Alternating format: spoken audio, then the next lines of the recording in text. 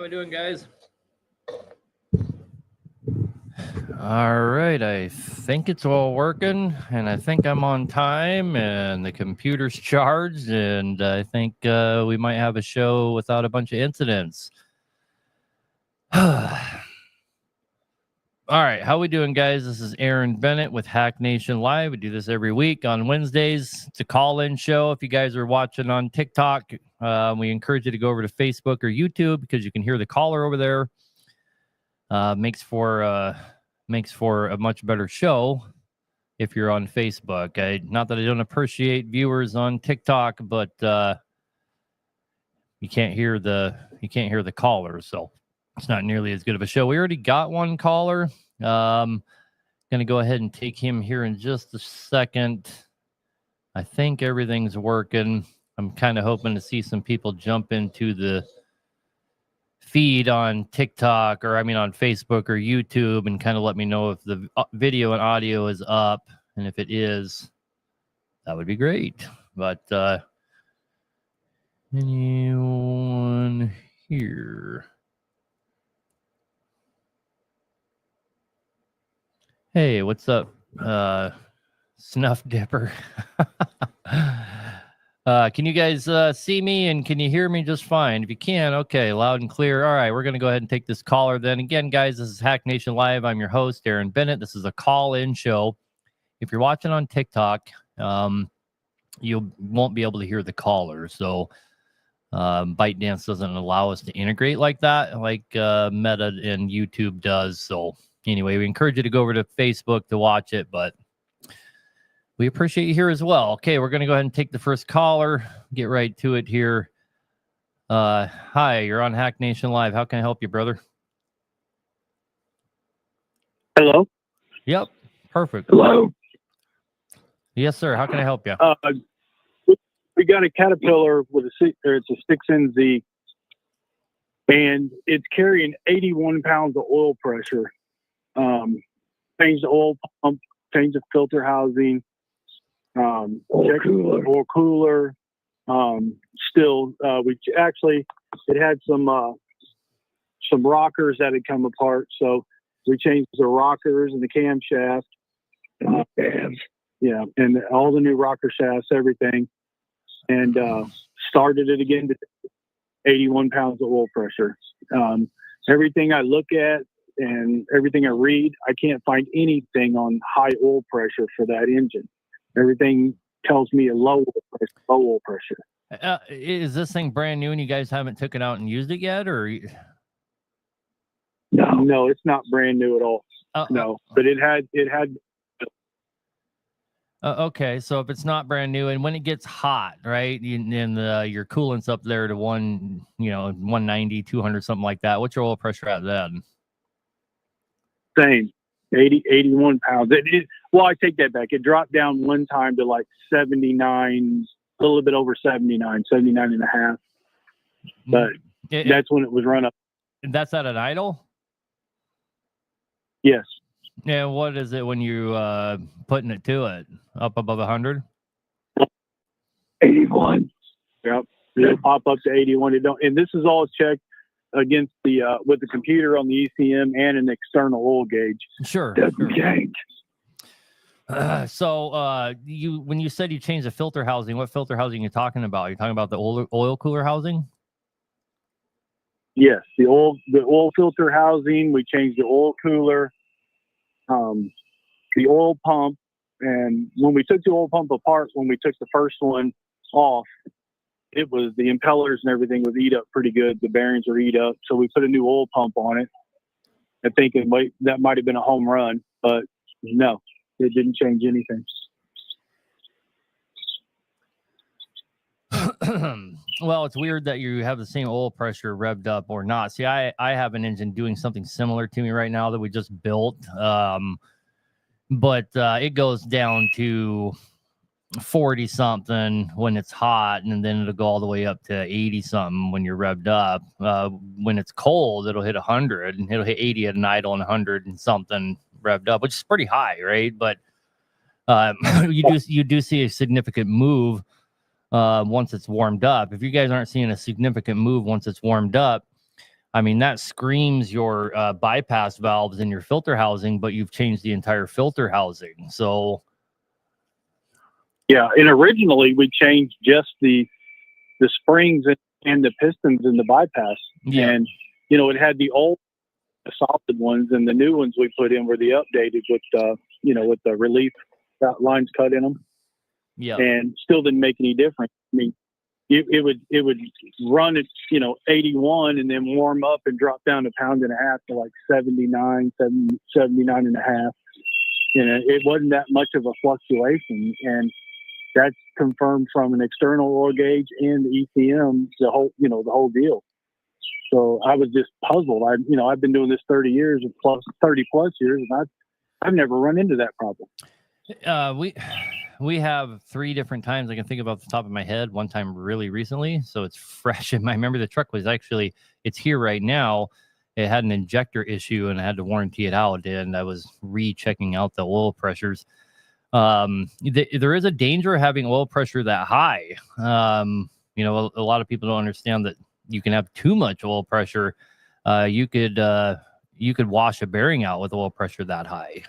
You know, on your crank there, you could be forcing oil to come out the sides and actually doing damage to your bearings.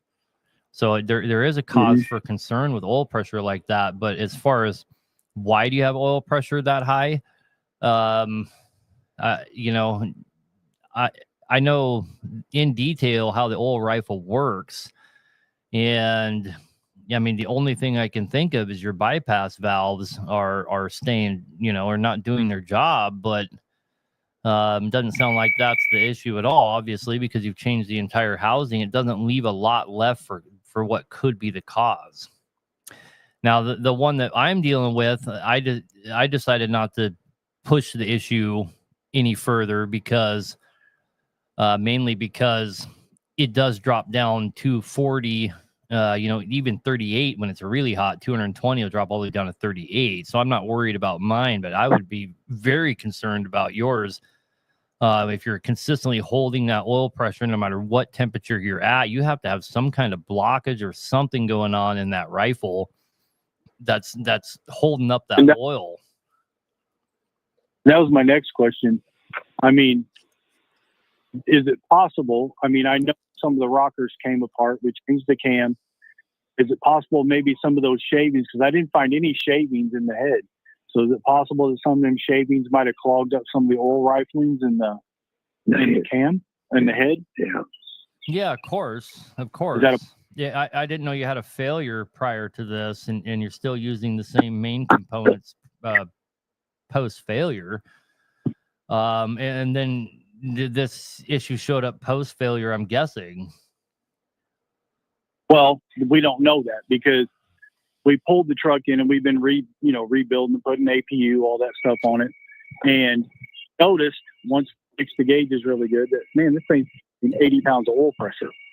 So the first thing we did, I popped the valve covers off of it and all that. The first thing we did was change the springs, the bypass springs and everything. But then we pulled the valve covers off of it, and then that's when I seen the rockers, some of the rollers coming apart. And then we looked at the cam and thought, oh, you know, the cam's screwed. So we threw a cam in it and a new cam, and then changed all the rocker arms and everything. But and do you know that you have oil going to all that now? Yes, today I confirmed. I pulled the valve covers off of it, and just to check. Now, some of the rollers just had a sheen of oil. Of course, it's brand new oil still, but it didn't look to me like it had enough oil on those rollers. That's why my question was: is it possible some of them shavings went and clogged up an oil rifling where the cam bearings are? Well, it's possible something's clogging your oil rifle, but I doubt it'd be shavings, because your shavings would go through the oil port and fall down into the pan, and then they would have to go up through, get picked up, which is kind of unlikely, and carry up into the intake tube, make it through the filter, and then into your rifle. You know, but those rifles get gummed up anyway. We rebuild engines all the time from scratch.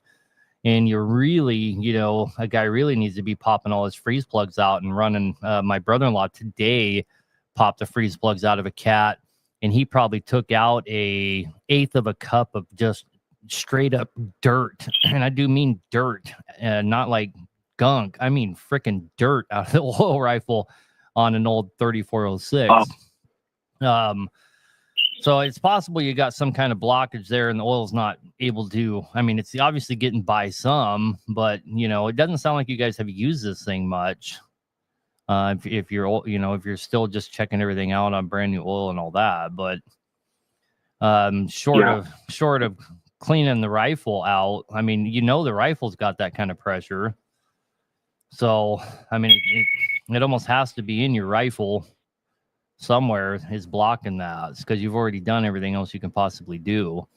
And the only way you can clean that out, is to pop the freeze plugs. And unfortunately, they're behind the structures.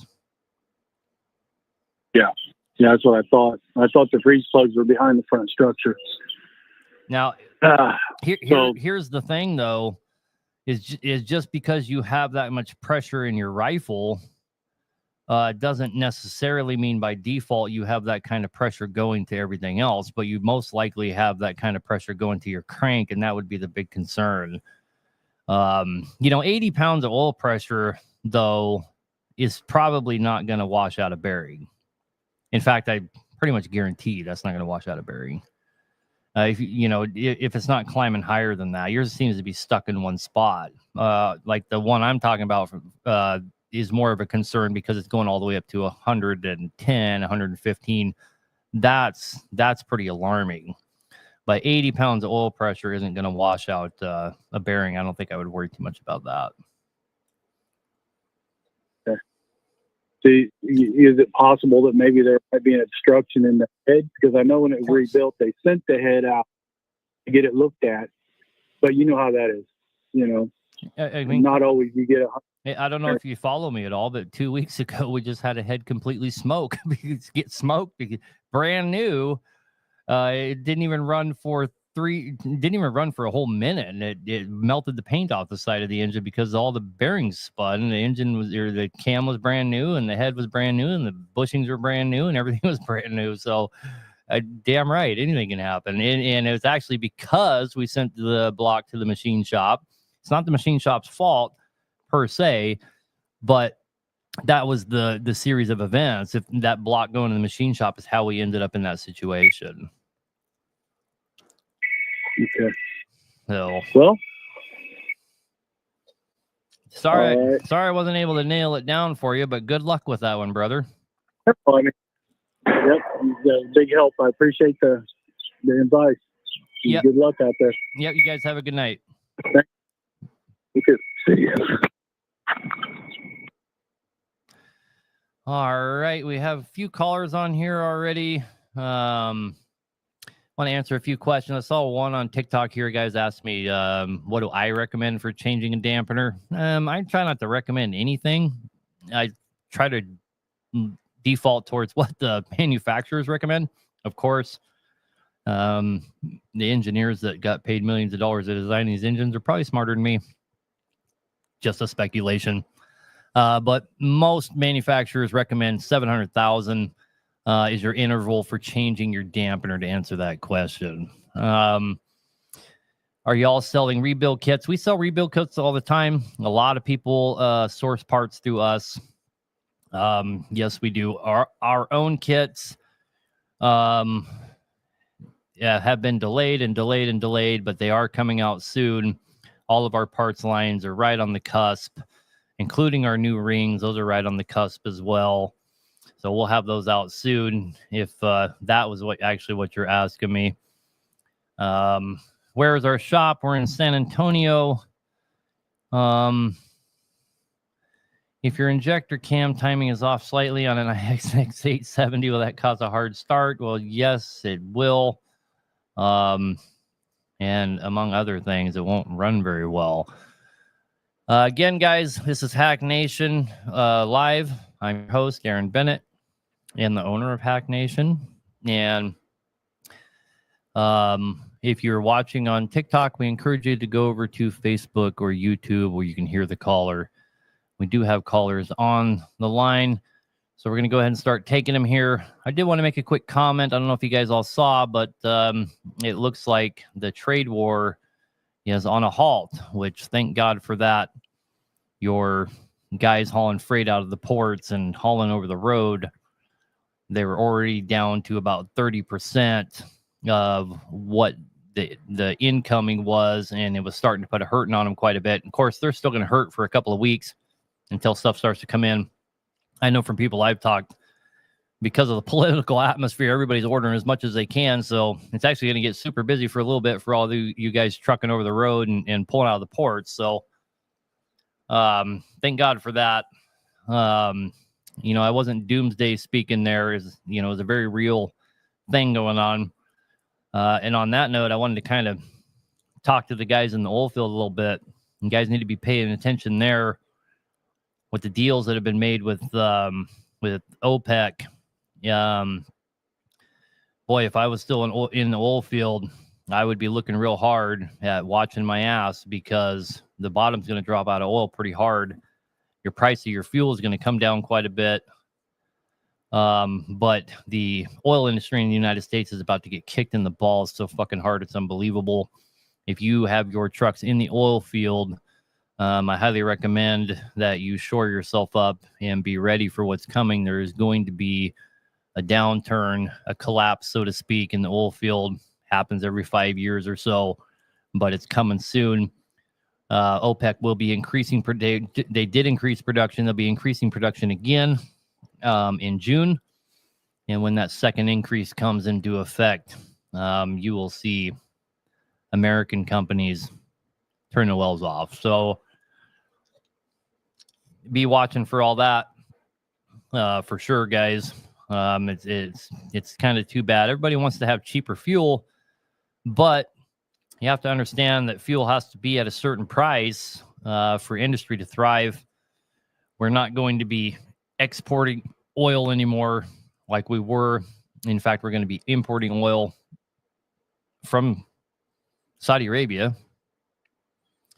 The people that just gave Donald the jet, we're going to be importing oil from them, and that is going to hurt our industry here pretty bad. So keep an eye on that if you're in the oil industry.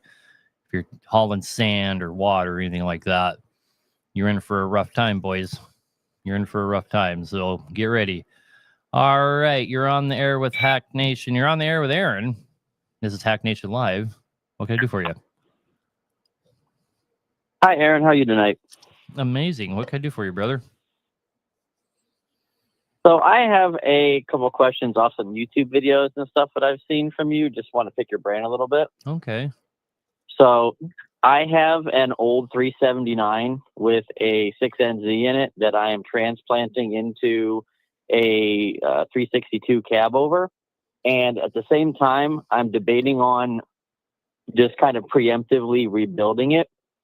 But I have heard you in videos mention that the ACERT, NXS, MXS rotating assembly is more robust than the 6NZ assembly. And I'm curious as to what you mean by that, because like the rod bearings and main bearings and all that have the same part number. So outside of the stroke increase, which I would think would decrease the strength of the crankshaft and things like this, why is the ACERT better than the 6NZ? First of all, it has better piston crowns, has monotherm piston crowns instead of a skirt system. That's number one. Number two, it has a 4-bolt, much more robust 4-bolt rod. And last but not least, it has much bigger rod journals, which makes it a more robust crank. It's all around a much stronger platform. Other than that, they're pretty much compatible. I mean, you can take the block liners and all that, and they're cross compatible. They're not a whole lot different engine in that regard. So, but they were built more robust. They are a stronger platform. Now, there's nothing wrong with that 6NZ. I don't know why you'd be concerned unless you're trying to build it into some kind of ridiculous horsepower.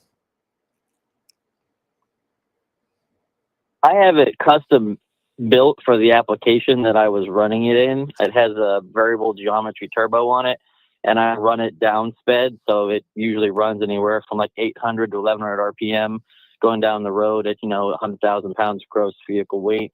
And it does very good. It averages about 6.5 to 7.5 miles to the gallon at that weight. So it's not too bad. But my problem is that where I'm going now, because, the markets are starting to tighten up and things like this, I want to go to the cab over to decrease the length and increase the maneuverability of my operations. That's why I'm.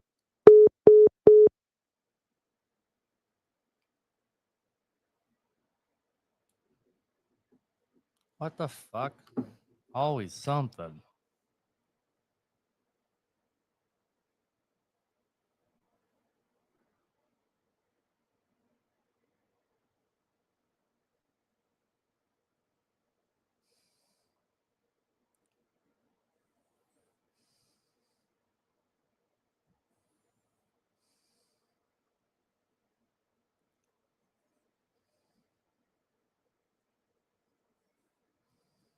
The show just got shut off. God, it's always something stupid. Says I have to deposit funds. I'll be right back. I gotta run and grab my wallet.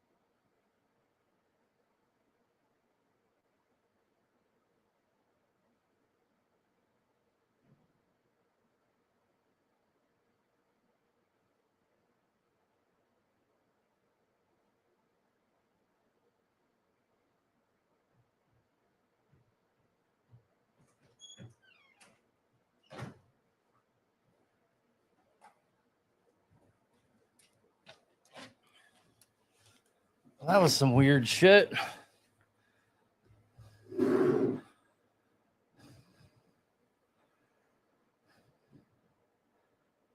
Oh, I could have just done that. Oh no.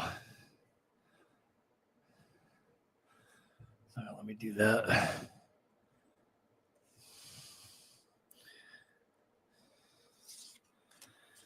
Sorry, guys.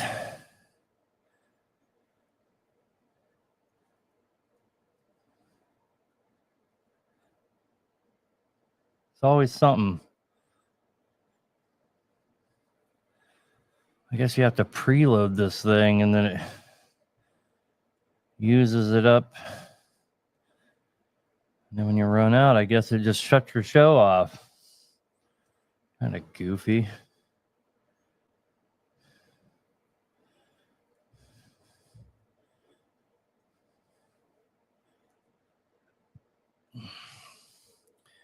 I'll have it up here in just a second.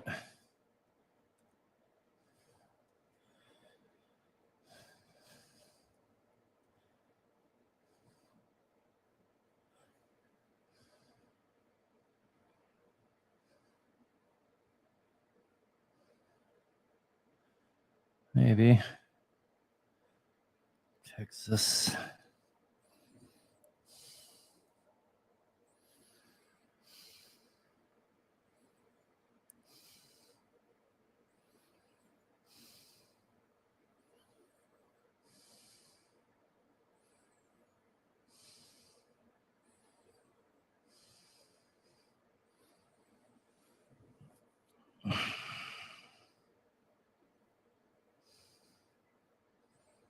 What the fuck?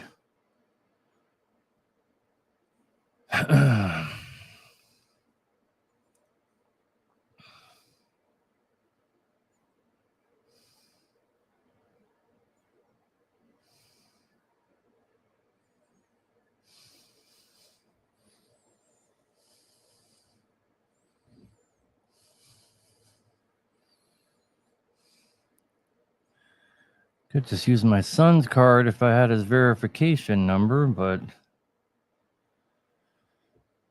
I don't.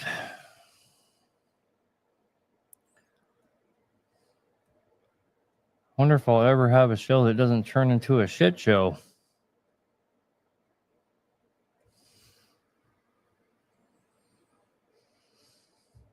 Then it wouldn't be any fun, right?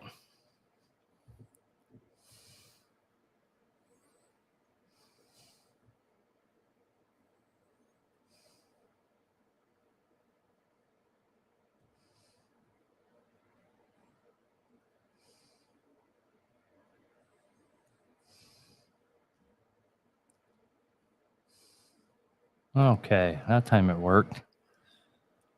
So dumb.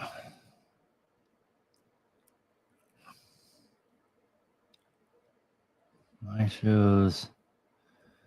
So I'm gonna have to start it all over again. Sorry guys, you'll have to call back. I'll get it up and running here in just 1 second.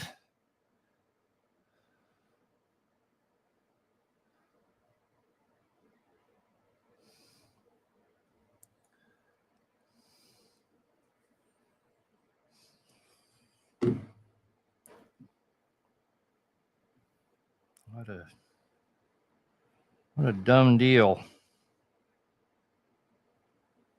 What a dumb deal. Let's see.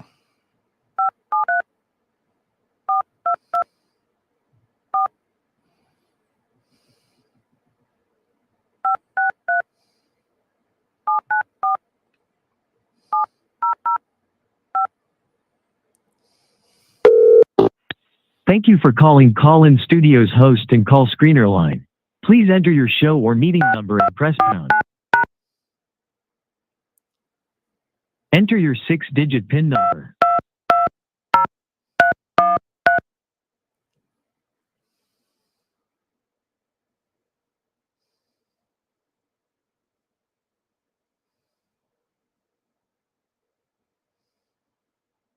That was an invalid PIN for hack. Please re-enter your 6-digit PIN. If you think you have reached the wrong show,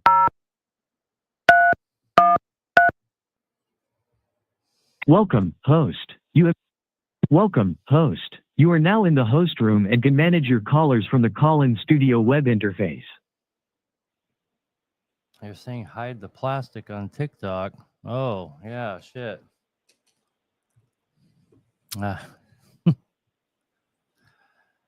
Oh, boy. Anyway. Well, I moved it now. Hopefully the people that, the 50 people watching me on TikTok aren't shitty people. We'll see. But anyhow.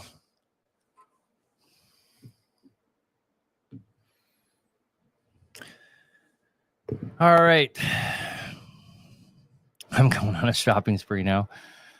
All right, guys. I don't know what the heck was up with that, but looks like we got callers that didn't look like it kicked the callers. So let's go ahead and take them. Here we go. Martin, hello. Hey, Aaron, how you doing today? Hey, held on to everybody. Good, man. What's going on? I got a 12.7 Detroit DDEC 4.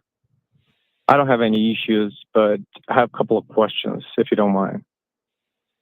First, I mean, the turbo goes up to 25.6 PSI. But lately, I mean, this following week, it keeps going up to 27, 28, which has never happened. So I'm like, is that probably okay, or is it something's up? I'm not having any issue whatsoever, zero. No, I can go higher than that. It's not a big deal at all. Because I've had this truck for probably like 7, 8 years. Hasn't gone past 25.6 ever. And I'm like, I don't know. We can't. I mean, it's get a silly mad, question, but can't still. get mad at it for running good. No, I know, but I just wanted to be cautious about, everything. No, See, maybe something's up or whatever. I understand, and I couldn't predict if there's something up, but you're nowhere near having a problem being at that much PSI. It can see more than that without a problem for sure. Okay, that's good. And my other question is, I'm gonna be taking a month off, and I'm trying to do some preventive maintenance on the truck. I bought the vibration damper. They're gonna replace that. I mean, what else would you replace if you were in my position? I have 1.1 million miles on the truck. On the current overhaul? No. I have 150 on the overhaul. Then So I have 1.1 on the truck. I wouldn't do anything to it. No, because I mean, if anything needs to be done, like the damper, like you said, the damper should be replaced around 800,000 miles, something like that, maybe. I mean, if you've never done the oil cooler and stuff like that, I mean, and you feel like you want to do something, then do it. Okay, yeah, that's a good idea. I haven't done anything besides the overhaul. Yeah, I mean, your oil pump, oil cooler, water pump, dampener, that's your heartbeat of your truck, so and if you do your oil pump, you want to do your pressure relief valve and your check valve down there as well. Okay, because I did the oil pump when they did the overhaul, but I did not, replace the check valve and the relief valve. Well, if you're not having any oil pressure problems, I wouldn't worry about it. Like low oil pressure problems or high? Low. Low? No, I'm at 53 cruising on the highway.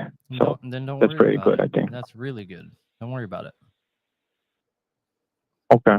All right, man. All right. Thank you. I mean, keep doing what you're doing. Yep. Good luck. Have a good night. Have a good night. Thank you. All right. Well, that was a giant shit show, but we're back. Looks like we lost 3 or 4 callers. If you guys want to call back, we should be good to go. I never understood what the credit was on the call-in show there, but now I do. I see people asking me on TikTok and on Facebook and on YouTube prices for different overhauls. Guys, I don't do that on here because I don't want this to turn into a sales pitch or anything like that. I'm not trying to sell anybody anything on here. We stay plenty covered up or snowed in on business at all times. This isn't the place for it. I understand that's a legitimate question to ask me, but if you go to my Facebook and scroll up to the top, you can find a pin post at the top. How's our phone number? You can get a hold of us that way. That's the right way to ask me those kind of questions. I want to do this show to talk about the current trucking environment, talk about helping people's problems, and just generally be a part of the trucking community. Not try and promote my business or sell anything to anybody. So I purposely don't answer questions like that. So, that kind of stuff, give us a call. Okay, let's go ahead and take some of these other callers here.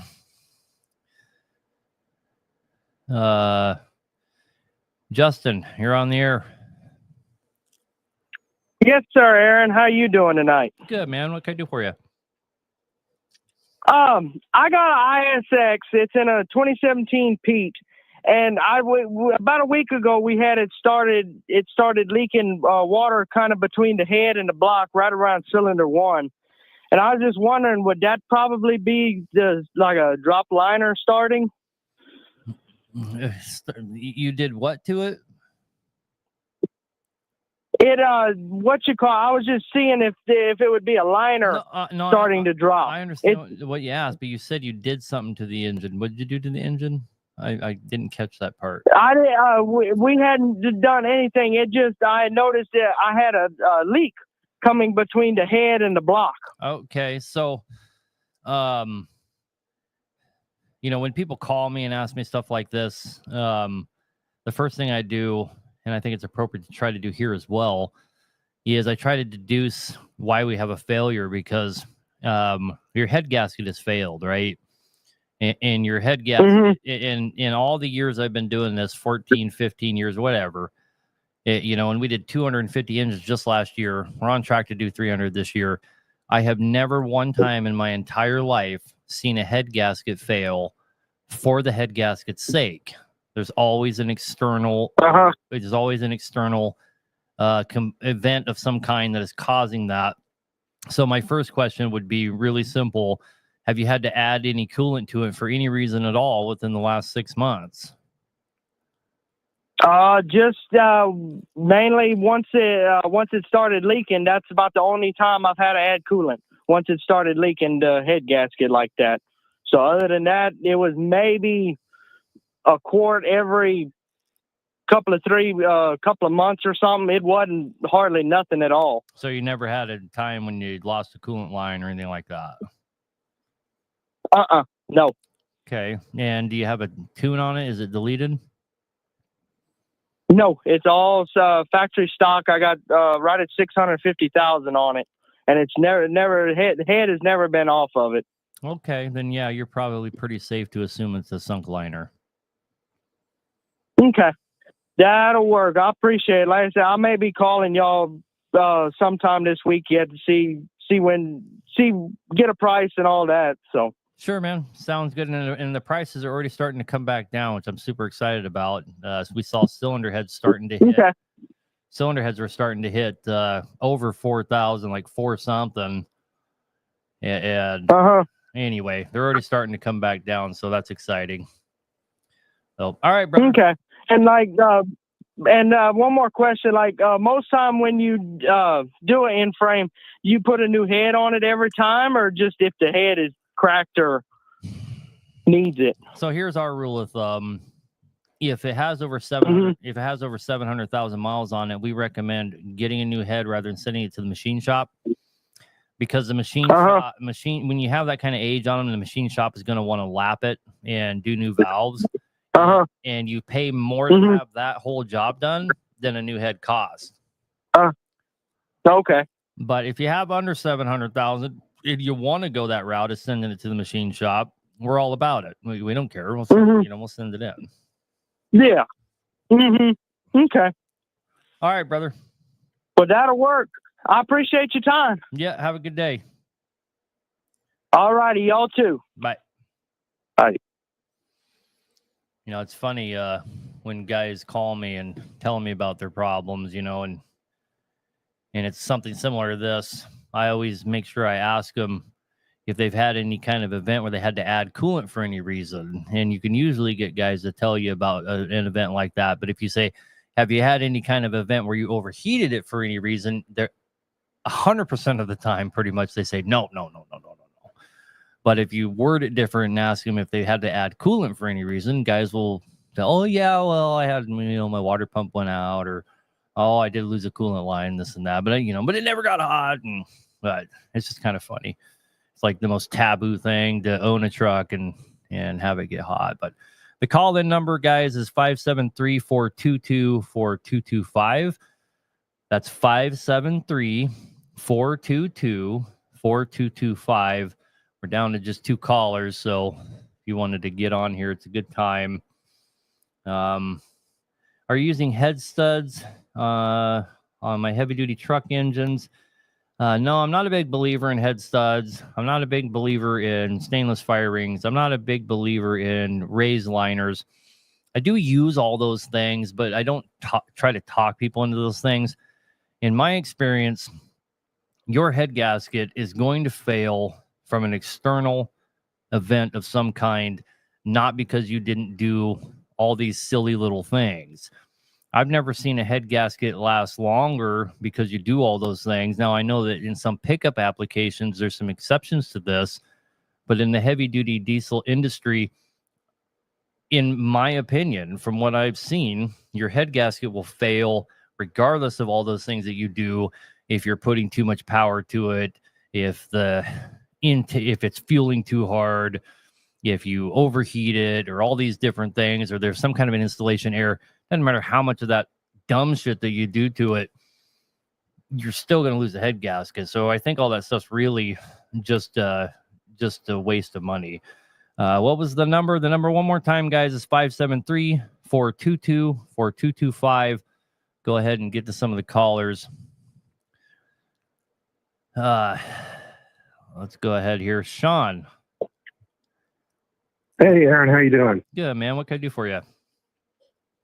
So this is kind of something that happened I got a ISX dual overhead cam, and yeah, can you hear me?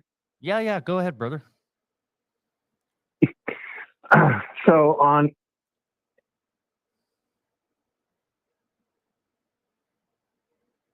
Now I can't hear you. I don't.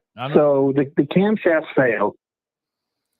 Yeah, you're cutting in and out now. I don't know what's going on there, brother. You have a ISX dual overhead cam, and what's going on? So the camshaft has failed on it. Mm-hmm. What in your shop? Man, I really want to hear I really want to hear this question, but I can only, call back, brother. Call back when you get a little bit better service here. That was 512. If you call back, I'll skip down to you, brother.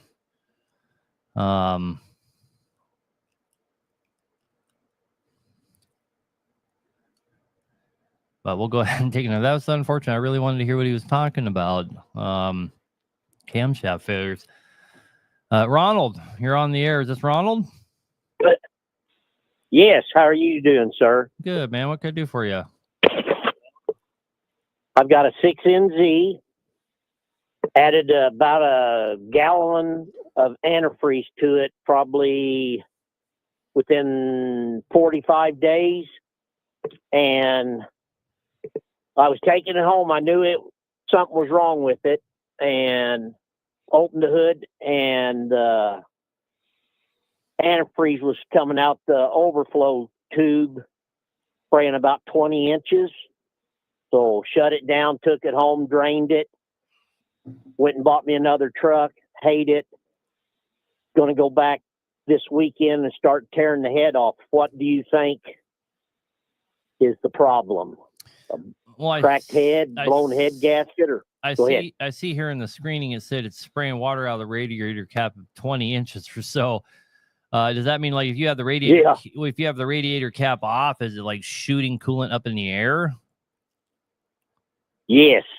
Okay, so usually, and does that like on initial startup or once it's warm? It was warm. I shut it off to undolly from the trailer to put another truck under, started it up again, and it was spraying water out that high. So I shut it off the last time, and then I called the wrecker and towed it home and drained it, and haven't started tearing it apart. And hopefully when I get home this weekend, I'll have the head off. But usually you only see coolant pressures like that where it will shoot it up out of the reservoir up into the air. If you have liner issues, pitting in the liner where you got combustion gas actually going into the cooling system through the liner. It's very, I've almost never seen that kind of, in fact, I have never seen, I'm not saying it's impossible, but I've never seen those kind of pressures come from head failures. You only see pressures like that where, it could shoot so high it might even hit the ceiling of your shop.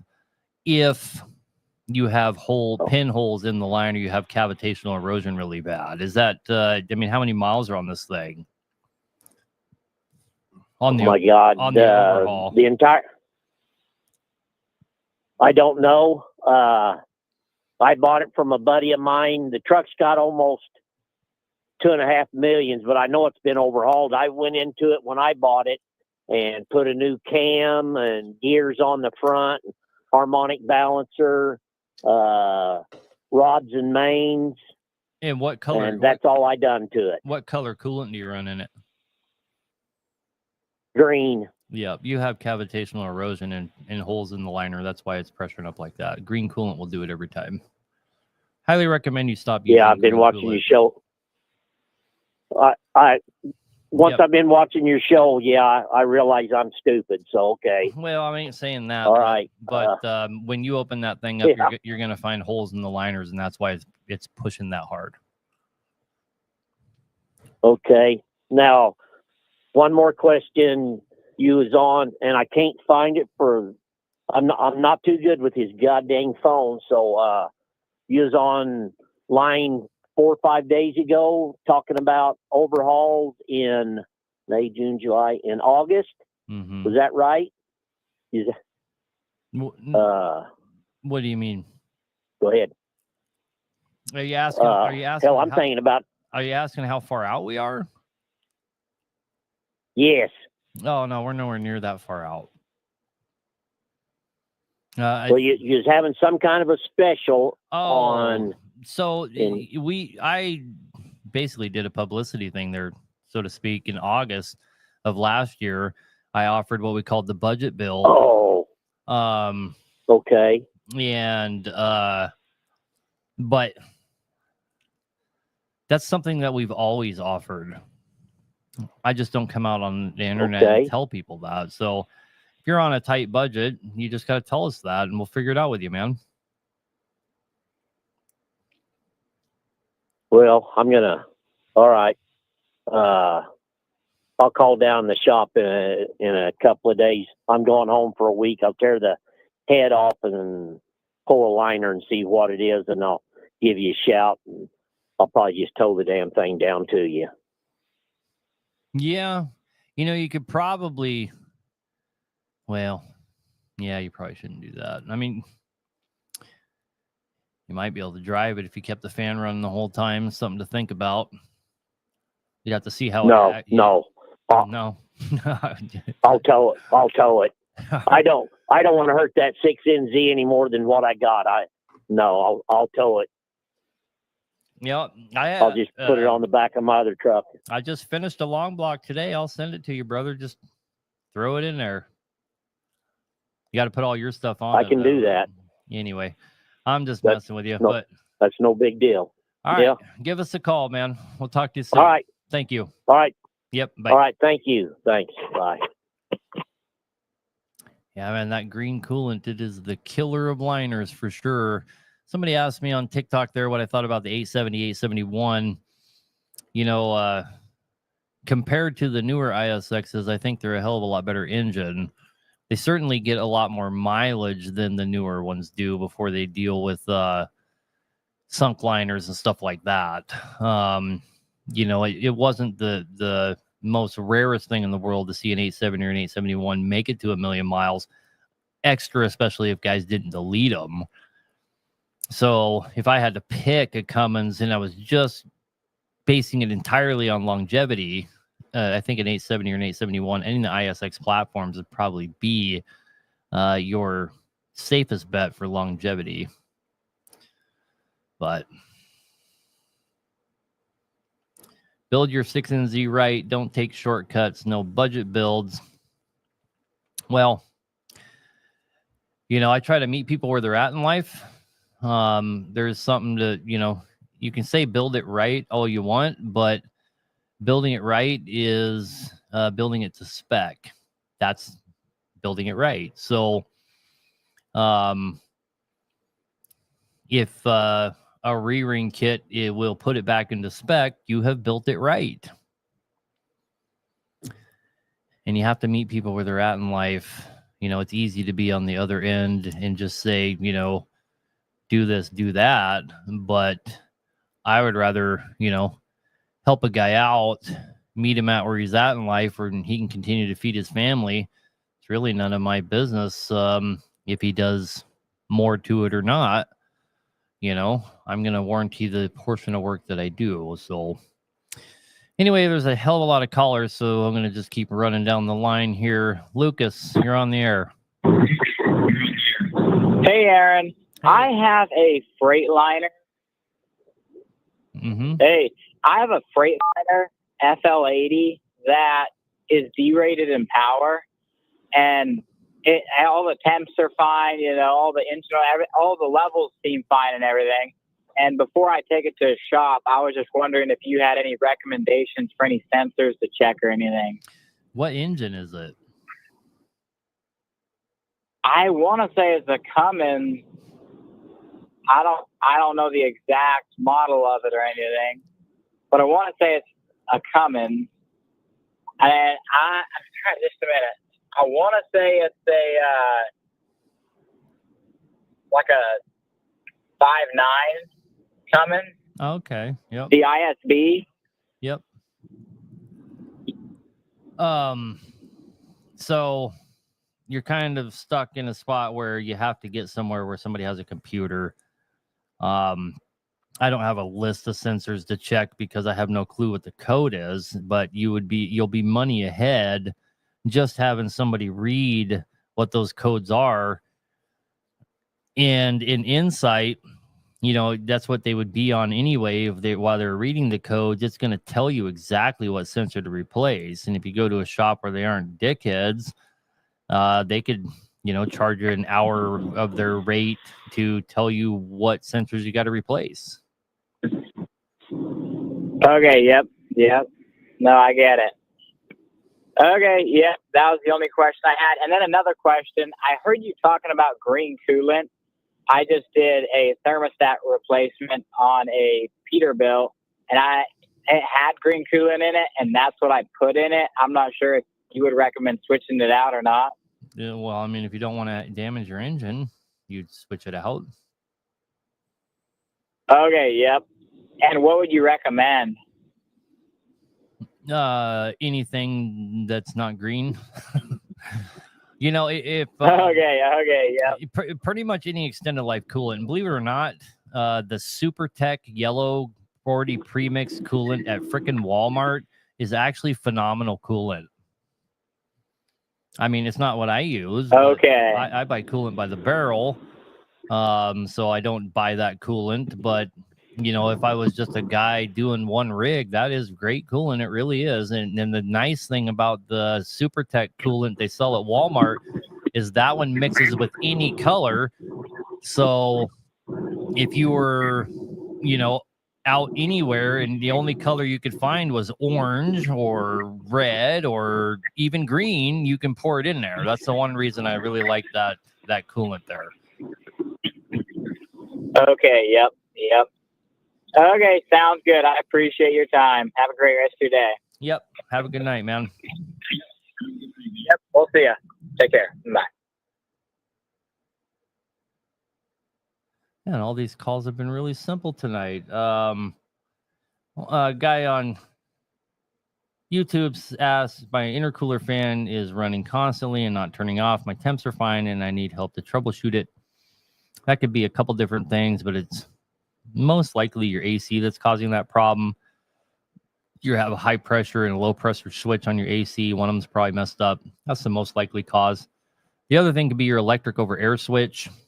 Your electric over air switch on the firewall could be causing that problem. So what are your thoughts on the 4 and 5 core radiators? I'm not a big fan of those. I mean, they're great. I'm not saying don't do it, but I don't recommend them because the biggest problem guys have is they don't let their engines get hot enough, and then they go and put 4 and 5 core radiators on there and just exacerbate the problem. Your engine needs to be running, 190 to 210 as much as possible. That's the only real problem I have with, everybody's got to have a 4-core radiator, but for what? So you can make your carbon buildup problem even worse. Cat coolant has additives that help prevent electrolysis and corrosion. It's not electrolysis that's your biggest fear. It's cavitational erosion. That's what takes out all these engines. Electrolysis is going to almost exclusively affect aluminum. Obviously, it can affect more than just aluminum, but it's going to mainly affect your aluminum, especially on a big rig. What you're seeing on your liners and all that pitting and stuff into your bores and all that, that's all cavitational erosion. Any of your extended life coolants are going to protect you from that. Your green coolant just isn't up to par. That's old ass technology. I don't even know why it's on the market anymore. Somebody asked me what I was dipping. It's Black Buffalo. It's just leafy greens. They actually take cabbage, hang it up, dry it out, do it just like they would tobacco leaves, add a bunch of nicotine to it and put it in a can, and I dip it. All right, Brock, you're on the air, man. What can I do for you? Hey, love the show. I got a 6NZ that, I'm guessing it has 1.5 million on a platinum overhaul. It runs great. The oil pressure seems good, but it's got a ton of blow-by. Is it just time to rebuild it, or is there something else that could cause a lot of blow-by? I don't seem to have any other problems with the truck. No, I mean, it's just wore out. Gotcha. So let's talk a little bit, or I'm going to just talk a little bit about the dangers of blow-by and why it is a big deal, since you bring it up. So blow-by is combustion gas going into the crankcase. It does not harm the engine directly. It does it by proxy, and it does it in two manners. One is it degrades the condition of your oil. It reduces its suspension, destroys the viscosity, and your oil stops doing its job. That's why you see guys that have really bad blow-by that don't do anything about it. They ultimately end up with a rod out the side of the block. Now you can offset that by, and it doesn't matter if you're burning 2 gallons a week. You can't tell yourself that, I basically have new oil. You have to actually change the oil, but you can offset that by dramatically changing your oil change intervals to like every 3,000 or 4,000 miles. That will help keep you from having a rod come out the side of the block. The secondary thing that it does is it puts a lot of carbon down into your crankcase. And you guys have to remember that diamonds are made out of carbon. Carbon has no give as it goes through your system. That's why when you see trucks that had a lot of blow-by and you're dropping your rods and mains and you see all kinds of grooves and the bearings are just tore the fuck up. And then it will in turn tear up the crank, maybe even get all the way up and tear up your camshaft and stuff like that. Most of your valve train damage is due to excessive carbon buildup, not to carbon coming up there. That is due to carbon buildup on the cylinders themselves.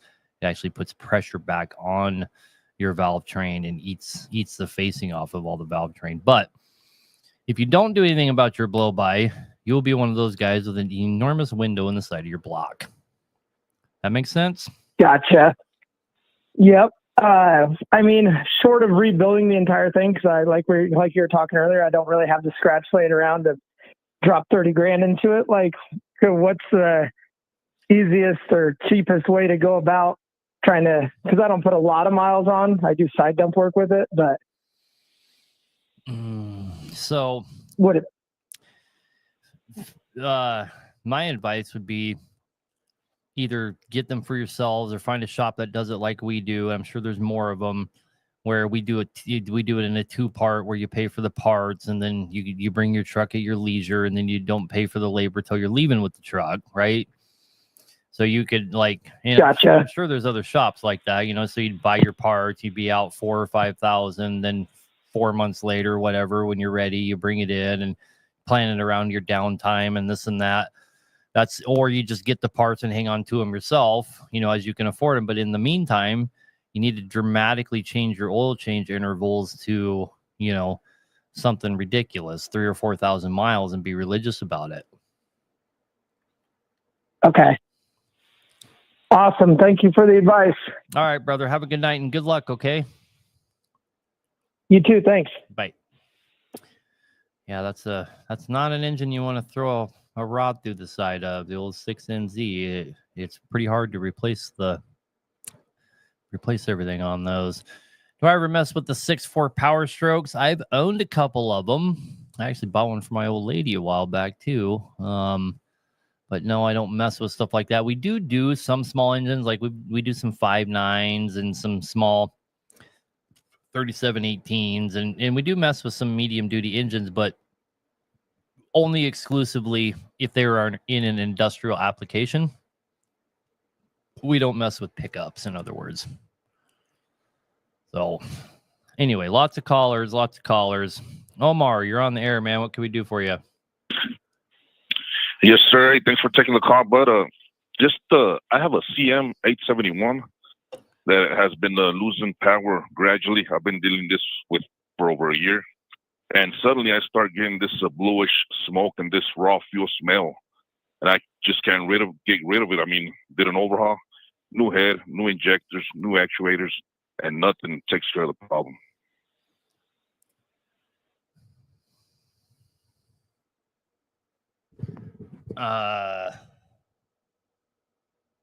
You have blue smoke?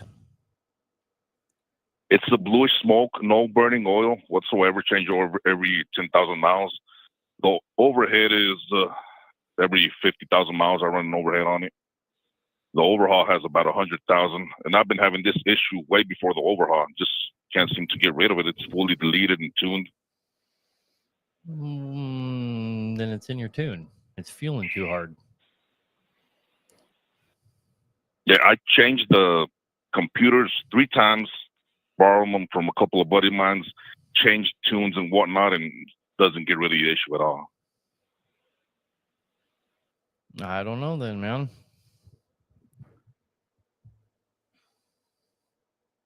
It's a tough one. Yeah.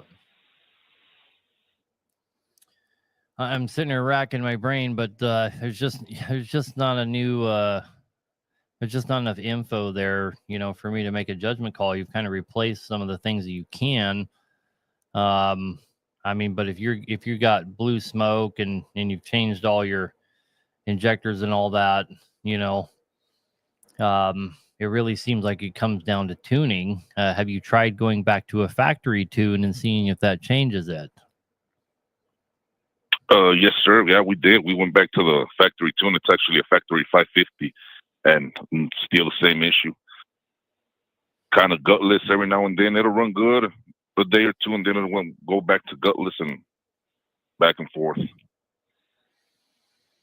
I was also going to ask you about the IFSM. That's the only thing I really haven't messed with except the check valves on it, which I have replaced. You have replaced? Yes, sir. Yeah, I replaced the check valves on it, but I mean...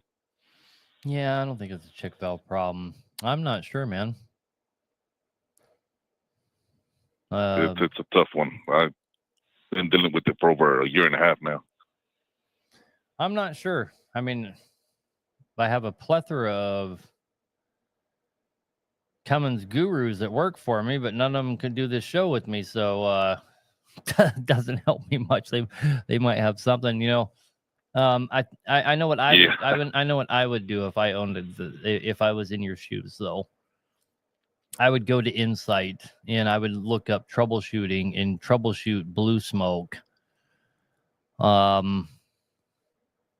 and see what all the things that they say. And I would go down that list until the problem went away. That's what I would do. Okay. Yeah. Well, we're going to have to do that then, man. I appreciate your insight there. Yeah. Anybody can access Insight. I think you can do up to 5 trucks before they start to charge you. So, just make an account, give them your email and all that, and put in your engine serial number, and then you'll have full access, just like if you were a dealer. And you can go see, go to the troubleshooting and see what they say. They're usually spot on, man. And you should be able to track it down just by doing that. Okay. Do it right there. Okay, we'll do, man. Do it right. We'll try that. Right there from your phone. Okay. Good deal. We'll do that, man. I appreciate it. Yes, sir. Yeah. Have a good day. Good luck, man. Thank you, sir. Bye. Bye.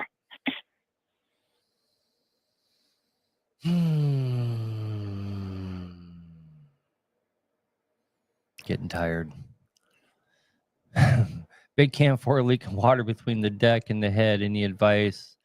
Pretty fresh motor. Yeah, if you didn't get it decked, the decks on them big cams and N14s, they're pretty fucked up, and the spec for putting them back together by Cummins is atrocious. One thing that we've tried with success is aviation paste on those metal gaskets. It does seem to help. But if that deck's messed up enough, kind of good luck. But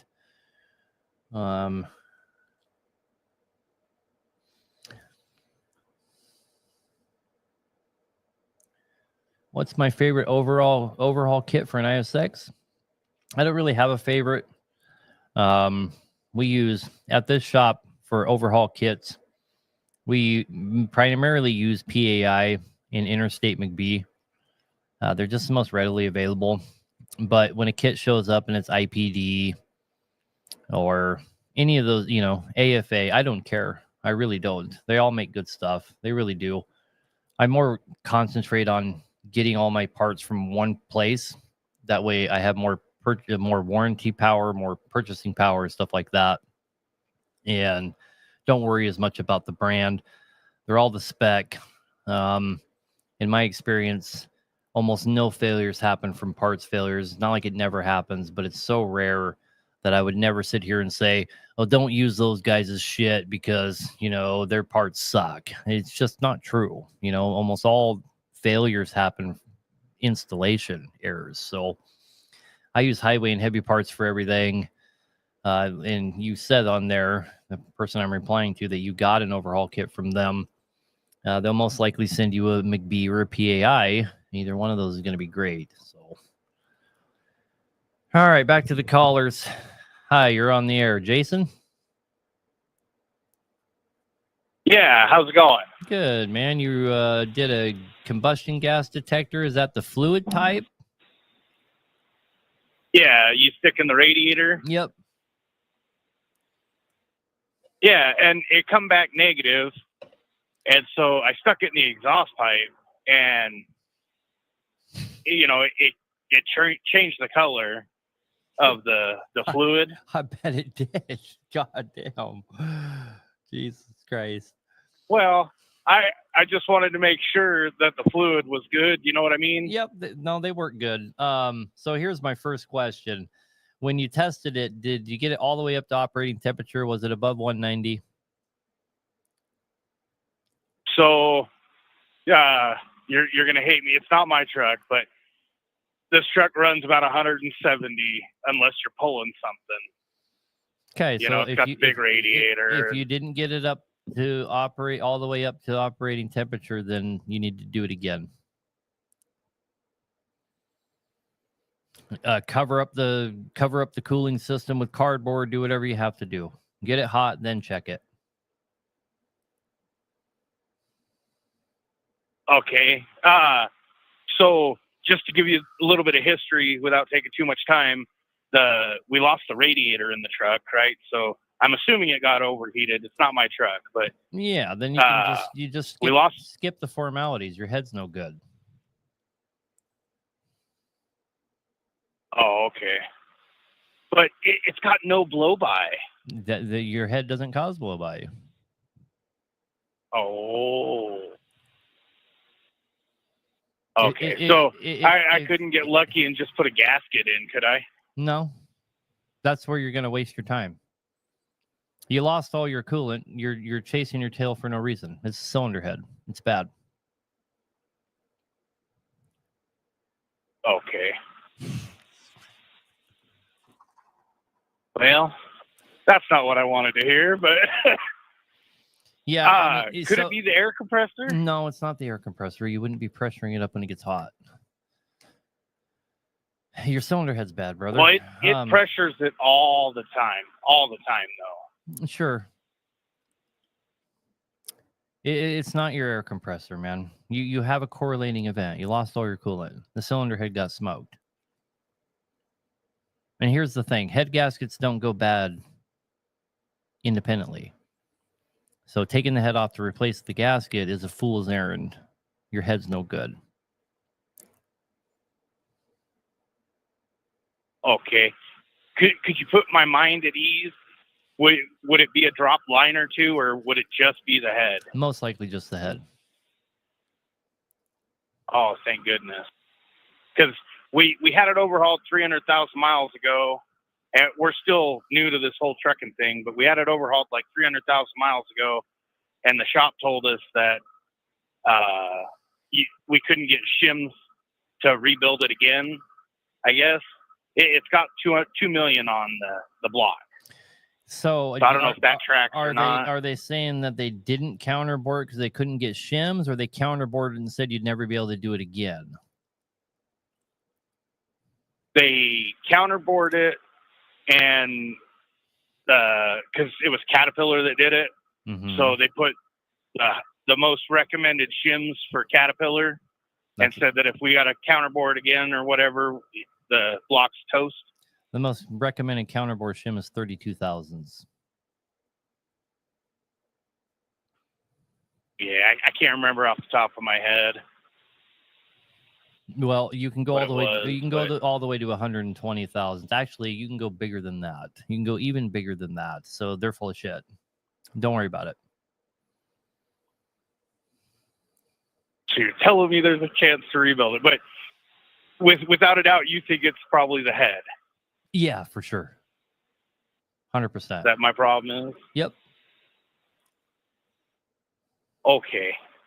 You can do. I appreciate your time, man. I love what you do. All right, man. Well, good luck, okay? Awesome. Thank you, sir. Yep. Bye. Bye.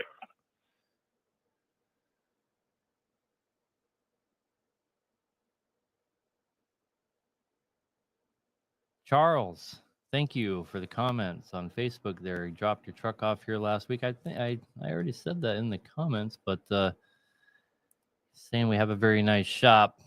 Certainly is a big shop.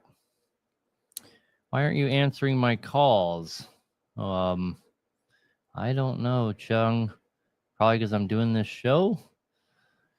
That would be my guess.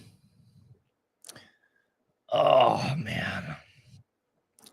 C15 is better than ISX, just more expensive. I don't know about that worldwide diesel.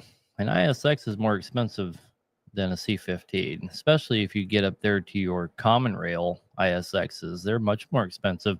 You guys, of all people, should know that because I call your asses all the time and get turning cores, and I never call you for turning cores for Cat to do a direct replacement on an ISX or an X15. Sometimes I call you for a turning core on a Cat because I'm looking for a particular build I'm trying to do. But when I call you guys for ISX turning cores, it's because it's unaffordable to fix whatever ISX is broke here. And that's never the case for the guys that bring me Cats. So I'd have to disagree with you on that one. It's more expensive to own an ISX than it is to own a Cat. Now, if you're talking just your basic overhaul with your in-frame and your cylinder head, they are comparable within $500, $700 of each other, at least at my shop. But you start getting deeper into them, that ISX will run you into the poorhouse real quick. Brad, you're on the air, man. What can I do for you? Hey, Aaron. This is Brad from Arizona. I got a couple questions for you. One pertains to a video you put out about oil being in the radiator. And I've got a 96 Pete with a 12.7 in it. And we changed the oil cooler. And we don't use the truck anymore, but we found a strange thing was happening. We thought it was oil cooler, so we replaced the oil cooler. And it did slow it down a little bit. But on the cavitation and stuff, the little explosions from the oxygen molecules and stuff, we were getting little pinholes in the liners. We knew that coming in, but so it was dripping a little bit of oil from the liners. But it turned out really a big problem was the air compressor was leaking, allowing oil to go into the water jack on the air compressor.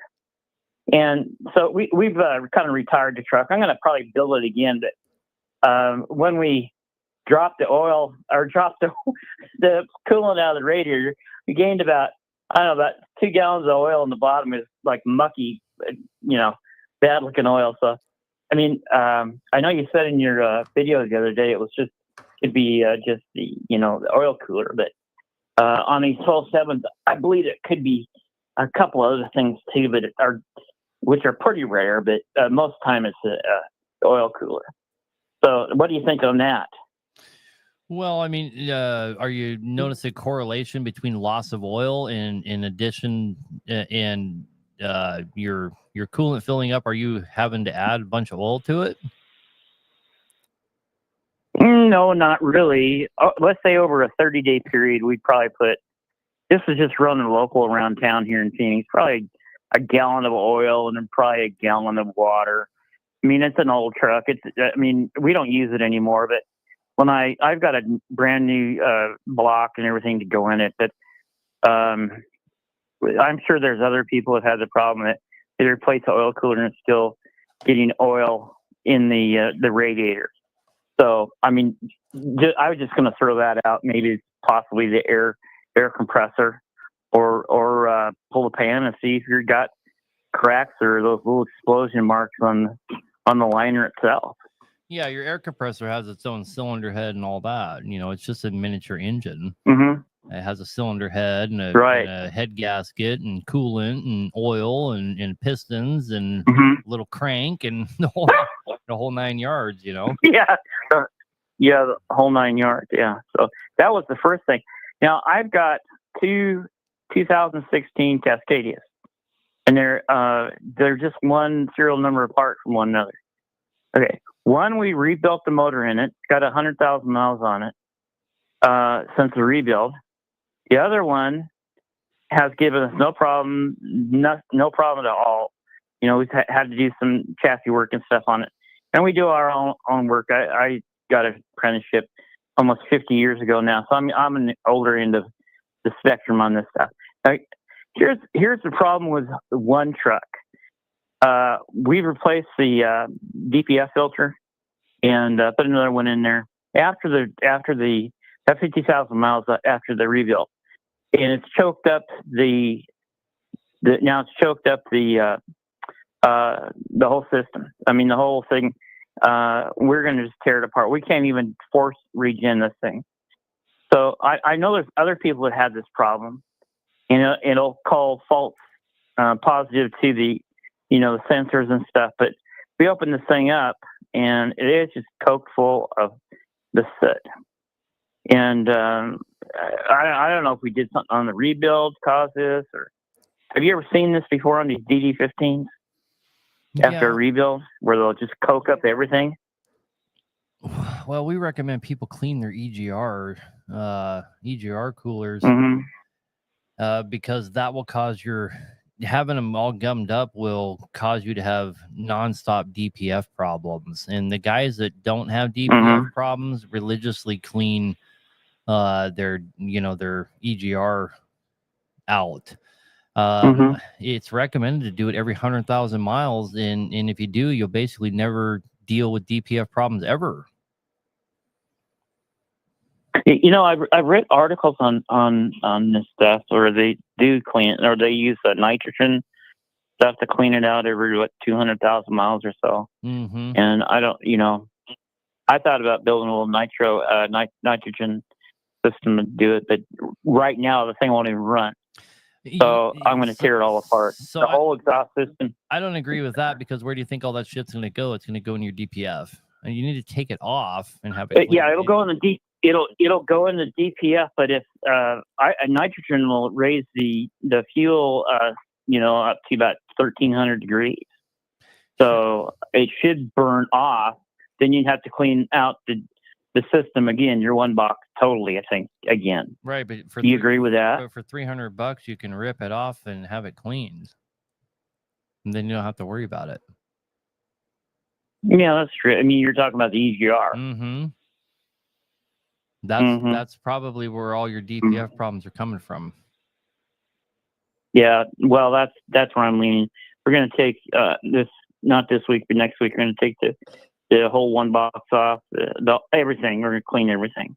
EGR, the air charge cooler, the whole works. So I'm just sick of this stuff. So and intake probably too. I would just zero in on that. Well, the intakes get pretty gummed up too, but I would zero in on that EGR, and your problems will probably go away.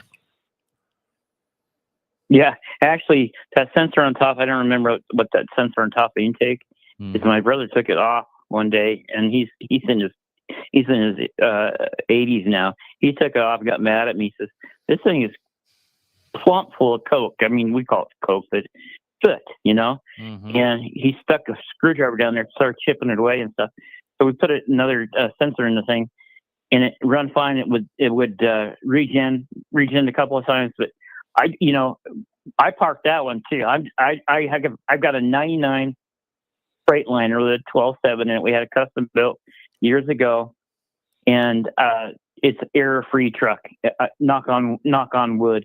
It's an error-free truck. I can get in it and go and make money with it. These Cascadias have been a total pain in the hind end. I mean, any of this DPF. I got almost a brand new International Pro Star. I bought it on just to prove that I could fix the thing. I ran it. It's only got 360,000 miles on it. It's a good motor and everything. But there's so much stuff on it that it makes it a poor quality truck. So it's one of those trucks you can't trust to make money. So I wish I could put a 12.7 in it and probably run it the rest of my life if I wanted to. Because the International is a great truck inside. So yeah.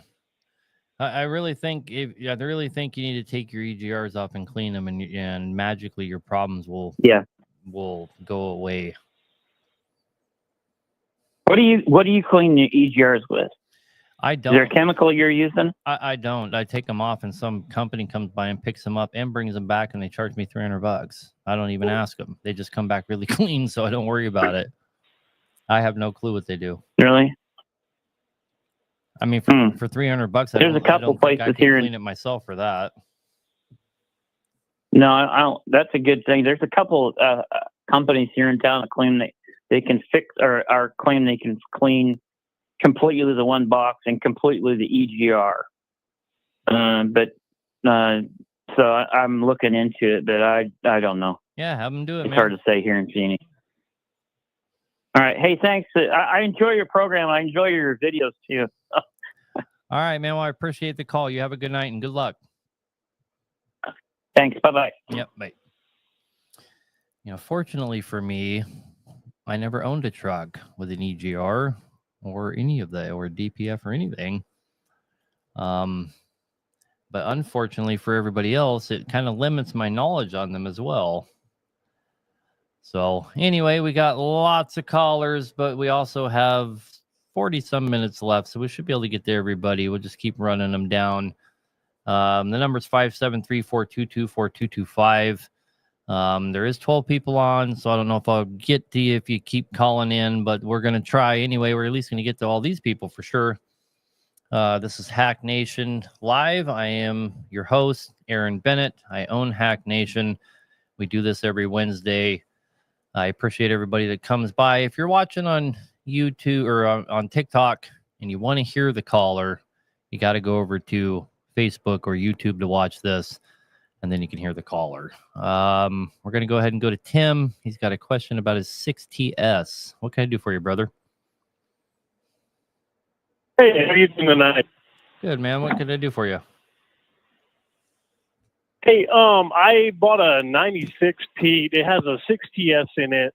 I ended up losing the head gasket right after I bought it. So we lifted the head, whole thing. So the deck on the block was bad. And so I ended up getting a long block through HHP, like complete new engine in the truck now. I put the good, like the oat coolant in it, like you guys say, the good stuff. I don't know. I was just looking for some pointers, like oil to use. I don't know. I want to make this in as long as I can. Well, first of all, you got a long block from Highway and Heavy Parts? Yes, sir. I think it was Highway and Heavy Parts. Nah, they don't sell long blocks. Maybe it was ATL. Yep, that's more like it. Who did? I might have got the long. I might have went ATL then because they had a long block sitting there. Yep.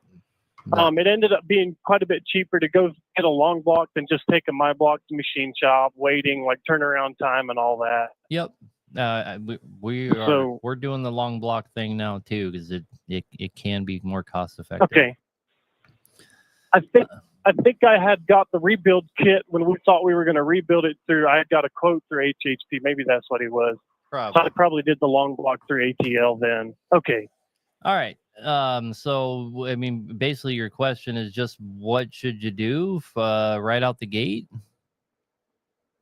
Well, everybody, everybody thinks they're the world's greatest mechanic, and they're like, well, use this oil or use that oil or run 10,000 miles of change oil, run 30,000 miles in change oil. I just kind of looking for pointers, recommendations, like what's the best oil to run in them, or what's too hot for the water temp, stuff like that when I'm pooling it. Just kind of stay on top of it, keep it together. We'll just pretend that you brought it here and you were picking it up, and I would give you the same advice I give every single person. Okay? We'll just do it like that. Yes, sir. Yes, sir. So when guys are getting ready to leave with their truck, first of all, we have already taken it out and broken it in. What I mean by that is we've hooked it to a trailer and we went and found some hills that we could pull up.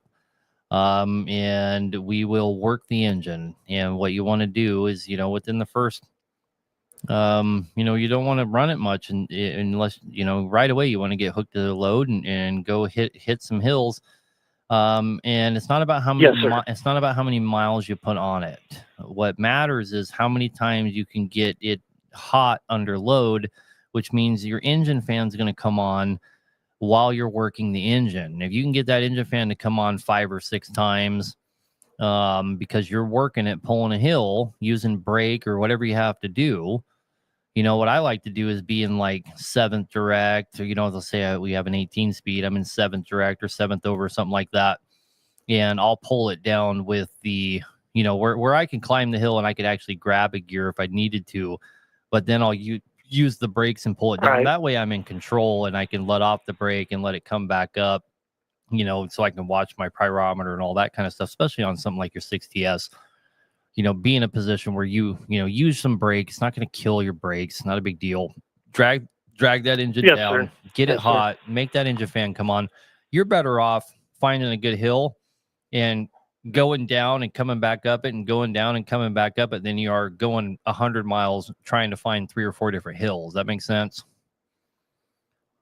Yes, sir. So we live at the base of a mountain. So Perfect. Tonight we got it running. 30 minutes later, we hooked it to the low boy and 85,000 pounds and went up the mountain.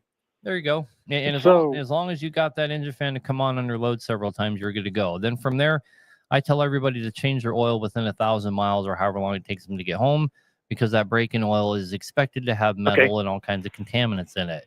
Then from there, you should just run whatever oil you want, but stay away from full synthetics for at least the first 10,000 miles. The most important thing you can do is not let the engine sit around. And the worst thing you can possibly do is before the first 10,000 miles are on it, or go to some truck stop and spend the night sitting there idling away. If you wet stack that engine in that first 10,000 miles, you might as well just go ahead and rebuild it again. Okay. Yes, sir. That's pretty. So like running Delo 400 or T4 or Rotella in it, stuff like that. That's all spec oil is going to make it last good. Yep. The only oil I could say that I've noticed that we advise people not to use is your Mobile Delvac. Mobile Delvac is really fucking good oil, and it's so good that it kind of acts like synthetic in the fact that you'll burn a bunch of it, and you'll be like, man, I'm using a couple gallons of oil. You can switch to Rotella or something and that problem will go away, which tells me that Mobile Delvacs could just doing too good of a job. You know what I mean? So you kind of, we've had the best luck. We just kind of recommend Rotella to everybody on a new engine, then just do whatever you want after, you got 10,000 miles on it. Okay. I guess another question, like, what's RPM range do you pull them? What's too high? Because I hear everything. Everybody's like, oh, 17 won't hurt it. Another guy's like, oh, $2,000 won't hurt it. Like, what do you recommend? How about I tell you what Cat recommends instead of what all these mechanics in this mechanic recommends? Works for me. That's what I'm looking for. Cat recommends not taking your Caterpillar engine over 1,600 RPMs. Your operating range is somewhere between 12 and 1,600. You should never let your jakes come on above 16, and 15 and under is a better rule for your jake brake. Okay. Yes, sir. And then that answers that. I guess another question I have, so when we rebuilt it, we hooked it to his computer after we got done, and we were going to set some parameters and stuff in it. And in there, the ECM pulls up that I guess it once, maybe before I bought the truck, was in a Kenworth ECM or something it shows. and the fan will not kick on itself. We can take it all the way to 220, breaking it in or something, like the fan won't come on. You have to manually kick it on with the switch. Is there a way to tune something into the ECM somehow to make that work, or how does the guy go about getting the fan to come on wherever it's supposed to set to come on, you know? Do you have any input on that? Shouldn't matter if your ECM was set for a Kenworth and now you have it in what, a Peterbilt? Yes, sir. So those both run Cat ET. That shouldn't matter. It could. So what could be going on is, since you have such an old one, it's 6TS, it could be looking for a closed switch instead of an open switch, and you need to change your electric over air switch that's on the firewall. That's most likely what's going on. Okay, so the AC kicks the fan on and off. Does that eliminate anything? Like, it does what it needs to cool the system down, like, you know, the high pressure kick on the AC. If I have the AC running, it'll kick on like it needs to, shut off. Are you sure the ECM won't turn it? Are you sure the ECM won't turn it on? How hot will it get? Yes, sir. We let it go up when we were breaking it in. We let it run into the 220 mark on the water temp gauge, and it would not kick on. But as soon as we kick the switch on the dash, it'll kick on. It's probably your electric over air switch. Okay. And I have no problem changing that, or like, yeah, I didn't know if there was a way that I needed to tune, if you knew there was like a special tuning that you have to build into the ECM, or it's very possible, because those older cats like you have, they either run closed or open. I can't remember which one it is. And then when you get newer, they switch to the other way. So you probably change it in, probably need to change it in the ECM. Okay. My biggest concern, I guess, is when I'm sitting somewhere, if I jump out to load cows or whatever, if I leave the truck a high idle to build air and stuff, I didn't want it to sit there and like build heat or anything like that. Like going down the road, I always watch my gauges and kick my fan on if it starts getting hot. But I just, like, if I'm sitting somewhere for a minute and I leave the truck running and come back, I don't want it to build too much heat and overheat sitting or something like that. Yeah, that's a valid concern for sure. You need somebody to look at your tuning on it. You know, if you don't have some kind of stupid tune on there, you just take it to Cat and Cat will fix it.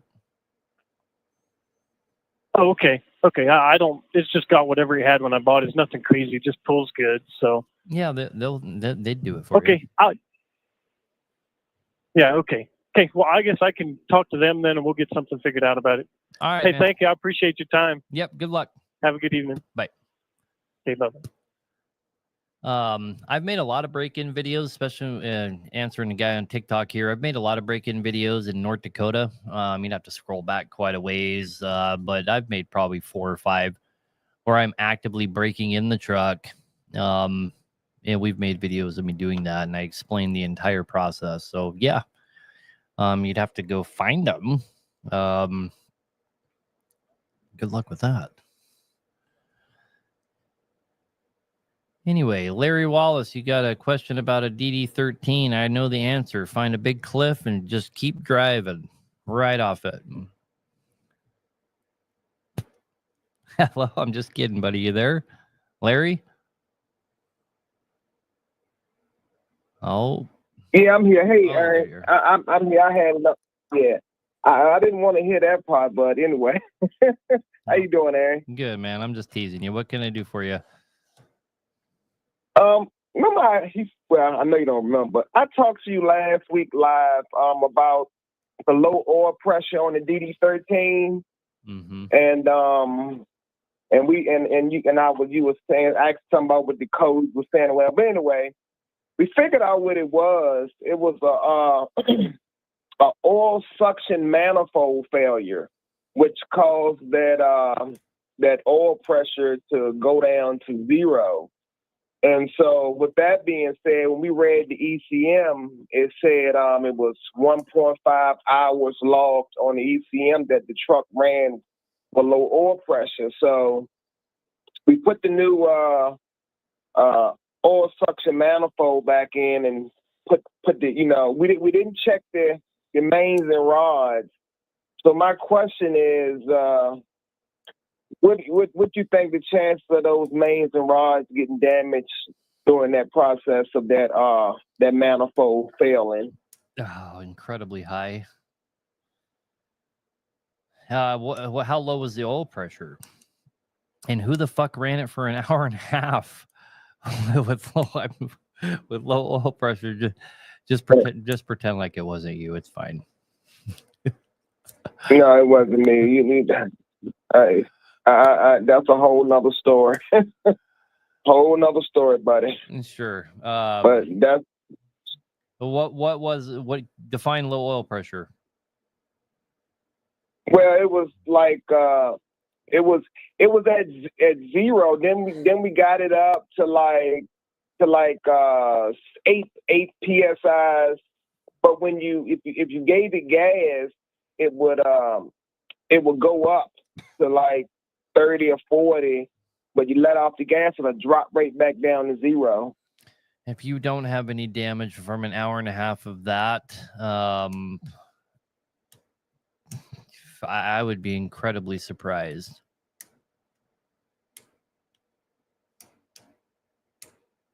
So how would you know if there's damage or not? Well, you'll know when you sling Without a rod out the inspecting it. side. I mean, you can't. There's no way to know, right? Yeah, do an oil sample. Actually, I would do an oil sample on that thing right away. 100%. Okay. Yeah. So just owl it up and let it get nice and hot, then take a sample without putting it on the load. No, I wouldn't. What'd you say? I wouldn't start it at all. I would take an oil sample and send it out. Let about a gallon come out, pull a sample, and send it. I mean, if you want to start it for a minute to mix the oil up, sure, I guess. But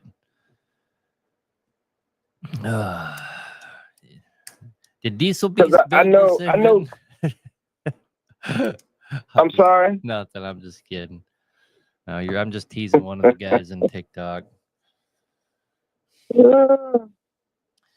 Yeah. Oh man. Rods and mains are cheap maintenance. Just change them. Somebody said on Facebook. Another gentleman said, take them down before they spin. DD motors are known to spin mains. Drop the pan, pull the main cap and a rod cap from YouTube. You know, all those things are great, but the last thing to get oil is your valve train. Boy, if you didn't hurt your valve train, I'd be real surprised. But you could tell a lot by taking an oil sample. I would do that first. Mm-hmm. If you come up with red lines all over the place, you need to open that thing up. This is what it is. You need to get a hold of Worldwide and get yourself a turning core coming. Anyway, brother, you start there though. Okay, so if I pull the pan and pull a couple the 2 end caps, would I be able to see anything there? Or I don't know. If it was me, I would just take an oil sample first. It's gonna tell you if it lapped the shit out of a bunch of your bearings. Gotcha. All righty. All right, man. Well, call us back next week and tell us what you found. All right. Thank you. All right, brother. Have a good night. You too. Thanks. Bye. I mean, hour and a half at between 0 and 8 pounds. Diesel Beast must have built that one. Release Tinkerbell. Oh, God. All right, I got to take a 2-second break. I'm just going right behind me to grab a water. I won't even be gone 10 seconds. Hold on.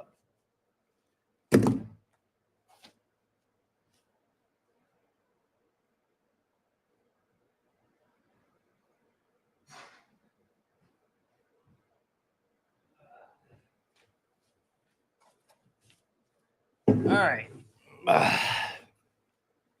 Oh, we lost a caller.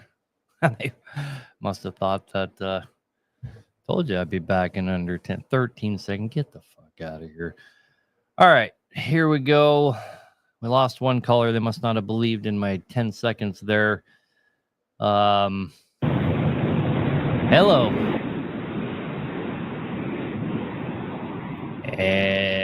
Hello, Jeffrey. Hello. Hello. How do you say your name? Oh, Amir. Amir. Yeah. Yeah. What can I do for you, man? How you doing? Hey, we talked last week about my truck I was rebuilding. I have a 360 14 liter, and I just got my truck today. Got the load, and I'm kind of breaking in the truck myself with the load up and down in the hills. I drove it for like 200 miles or 250, something like that, and that oil, it turned black.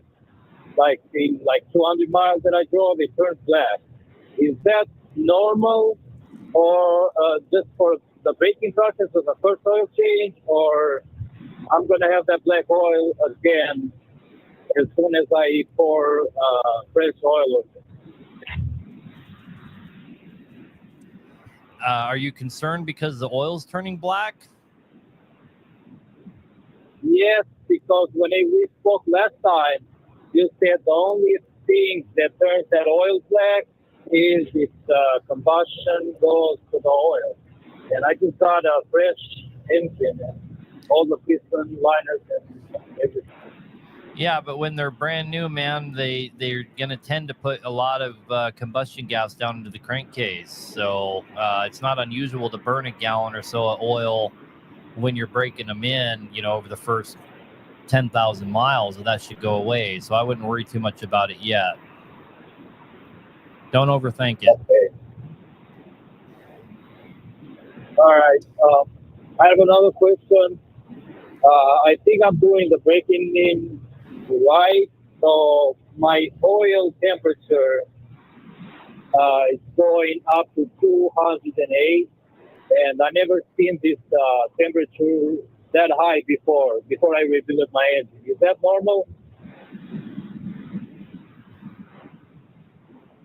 Hey, your oil's getting that hot, or your coolant?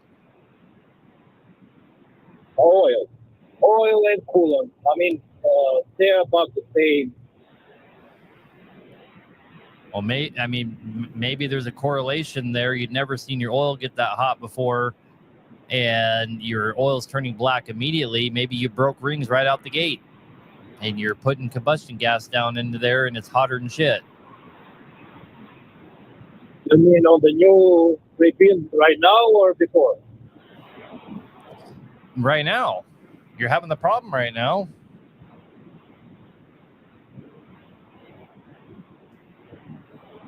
So it's not supposed to be that high? I don't know. You're the one telling me you've never seen it that high. So you know your engine better than anybody else. You just had it overhauled, and the oil temperature is running hotter than you've ever seen, and your oil is turning black immediately. That tells me that you broke rings right out the gate somehow. Okay. So before rebuild, my oil temperature was staying at 195 or 193, and now on the breaking in process, when the coolant temperature goes to like 210, I saw the oil 208, and then when it cools down, it goes to 197, 193. Right, but we're just repeating ourselves. You know this truck better than anybody. You've never seen it get that hot before. It's getting that hot now. It just got overhauled, and your oil's turning black. Some kind of installation error happened there, and your rings are broken for some reason. I mean, it has to be an installation error of some kind. Okay. So I'll say it in layman's terms, your mechanic fucked up.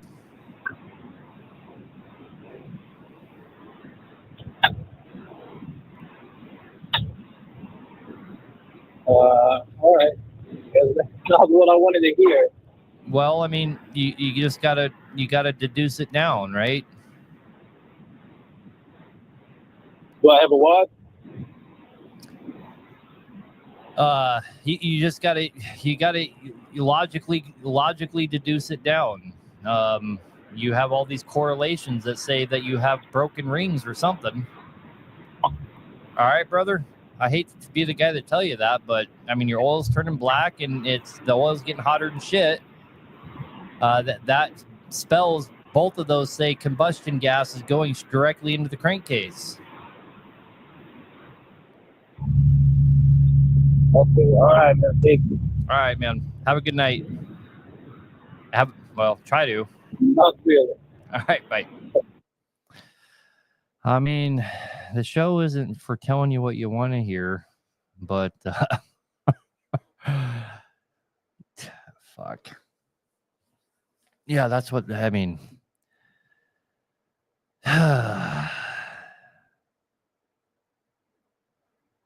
Bring it to Hack Nation. I'm not sure I want to deal with that one. Fucking damn it, man. No, he needs to take it back to whoever built it. Doesn't need to bring it here. He needs to take it back to whoever built it and need to figure out what happened. I mean, it's probably pretty simple. They need a head gasket kit, and they probably have one hole that got fucking smoked right away. You know, it could be a cooling jet problem or something like that, and they smoked out one hole or something like that. They don't need to bring it here. They need to take it back there, and those motherfuckers need to put a re-ring kit back in it or something and fix their job. You know, that's what this industry needs. They don't need a bunch more of me. They need shops to not be pieces of shit when something goes wrong. You know? Hello, you're on the air, Jason. Yes, sir. Nice to talk to you. I got a 3406E Caterpillar, which I know you know that. Can you hear me? Yeah. Go ahead. Oh, okay. I'm sorry. We had the motor rebuilt in this truck and had the head rebuilt in it. We put it back together, and the truck ain't ran right since the motor rebuilt. We took the head off and went and had it checked again, and the head had a bunch of cracks. So we bought a brand new head put on it. We put a brand new head on it, and it's still doing the same thing, but in cylinder 1 and 2, where it comes, the manifold connects to the head, there's oil coming out where they connect right there. Well, it's not oil, but I'm with you. Well, it is oil because it's dripping down. It's diesel fuel, my friend. It's not oil. It's diesel fuel. Okay. Yep. It's impossible for oil. All right. That makes. In fact, I'm in an ongoing debate on Facebook with a bunch of numbnuts that keep insisting to me that you can get oil come out of your manifold, and you absolutely cannot. There's no way for oil to get there. It's unburnt diesel fuel. So, and that can only happen from one of two ways. The most common way is from the engine not being to operating temperature, and so it's wet stacking. In other words, you have fuel that's not fully combusting, and it just comes right out the manifold. It mixes with the soot, and so it looks like oil. It's very deceptive. The other way that it happens is you have bad injectors. There's only one of those two options. That's it. Okay. Yeah, because we put 6 new injectors in it whenever they rebuilt it, and then it started doing this. And like I said, we've been trying to figure it out. I know whenever it gets like 1,600, it'll start kind of missing out. And then once it gets to about 1,800, it starts missing out, and it's not pulling right. Yeah, I mean, you have a way to do an injector cutout test, or? No, we haven't done it yet on this one. My boss is actually thinking about bringing this truck to you because he's about tired of it, and because we've had nothing but trouble since we rebuilt the motor. You don't have problems that need to come to me. You need a little bit of deduction. I mean, how far are you guys close to me? Yeah, we're in Waco. Oh, okay. Well, come on, Texas. Bring it then. I mean, if you were across the country, I would highly advise you just, But yeah, I mean, you need to do an injector cutout test on it. It doesn't matter if you get 6 new injectors. You got to remember that it doesn't matter who the hell you buy your injectors from. They've been remanned 55,000 times. And anybody that's telling you that... Well, he actually bought... I'm sorry, go ahead. No, you go ahead. He bought what? He bought some new injectors to put in. He bought Reman and put in there, and they did injector tests before they replaced the head the first time. Mm-hmm. And it was giving us real false readings. Like it would say injector 2 and 3 were out. Then you cut the truck off, crank it back up, it would show 5 and 6 or 5 and 4 were cutting in and out. And he put new injectors, or a couple of new ones in, and it still really didn't fix nothing. Well, yeah, I mean, whoever was doing your test, did they have a, I mean, what kind of computer do they have? Some Snap-on piece of shit or something? Or is this no, I don't. No, it was an actual computer. And they were using Cat ET? Yeah, more or less like a dealer one. And they were using Yes, Cat sir. ET? Yes, sir. Yes, sir. If it's coming back intermittent on different injectors, that's a wiring harness issue. Okay, we put new wiring harness on it, new injector harness. Okay, or are you saying the actual engine harness? When you bought the new injectors, did you have to send them back your cores? Yes. Then you didn't buy new injectors. So all the fuckers out there telling everyone they're selling them new injectors, when they ask you for your cores, ask them why they want your cores. Okay. I think it was a return. That's or something like that. I don't really know because they didn't really fill me in on all that. What it is they're not selling you new injectors. Everybody says there's like 5 different companies out there right now saying that they sell new injectors, but they ask you for your cores. Hey, you can go anywhere. Yeah. You can go buy any. I got what you're saying. Go buy any other part, and when you buy a new part, there is no core. New parts, okay. New part purchases don't require cores. Okay. Yeah, it's like I said, I don't really know. I'm just a driver. I'm driving the truck now. Right. So it just don't pull like it used to. Let's go back to what I was saying. Any injector you buy has been remanned 35 times at this point.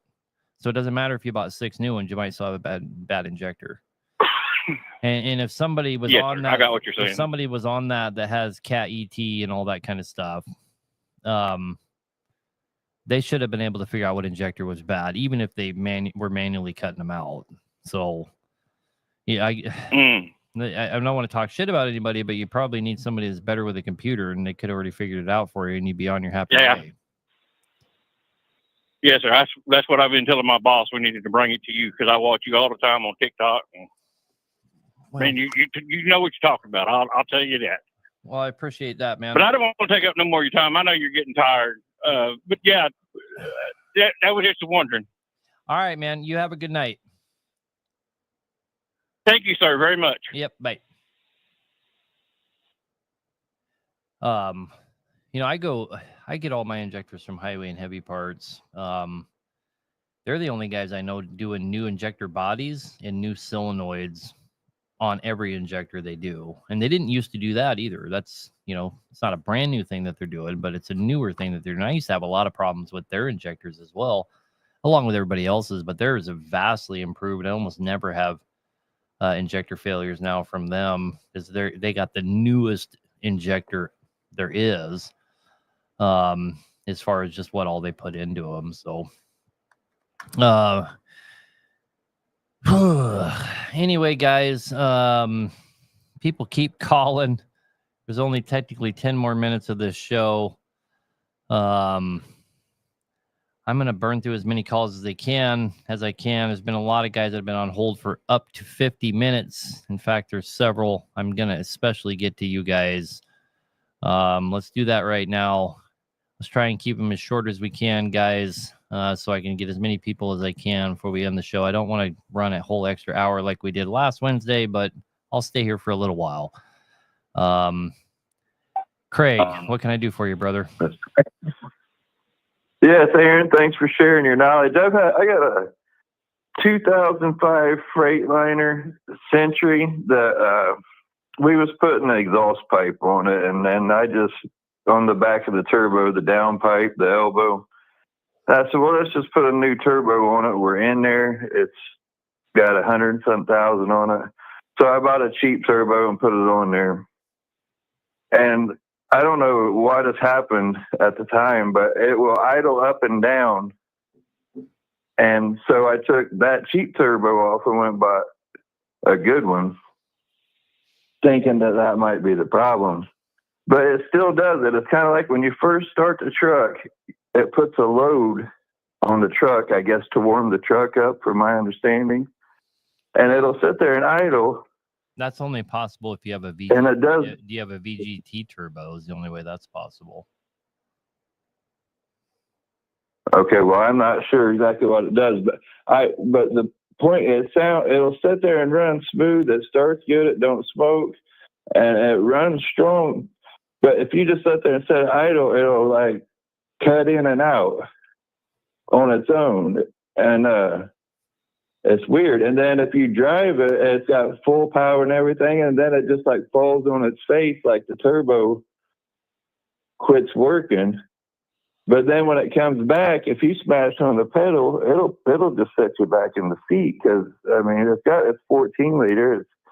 It's pretty powerful, but it just like even idling, you can hear it from inside the shop when it's outside idling. You can hear it just falling on its face, but it'll rev right back up and stay running strong. It's weird.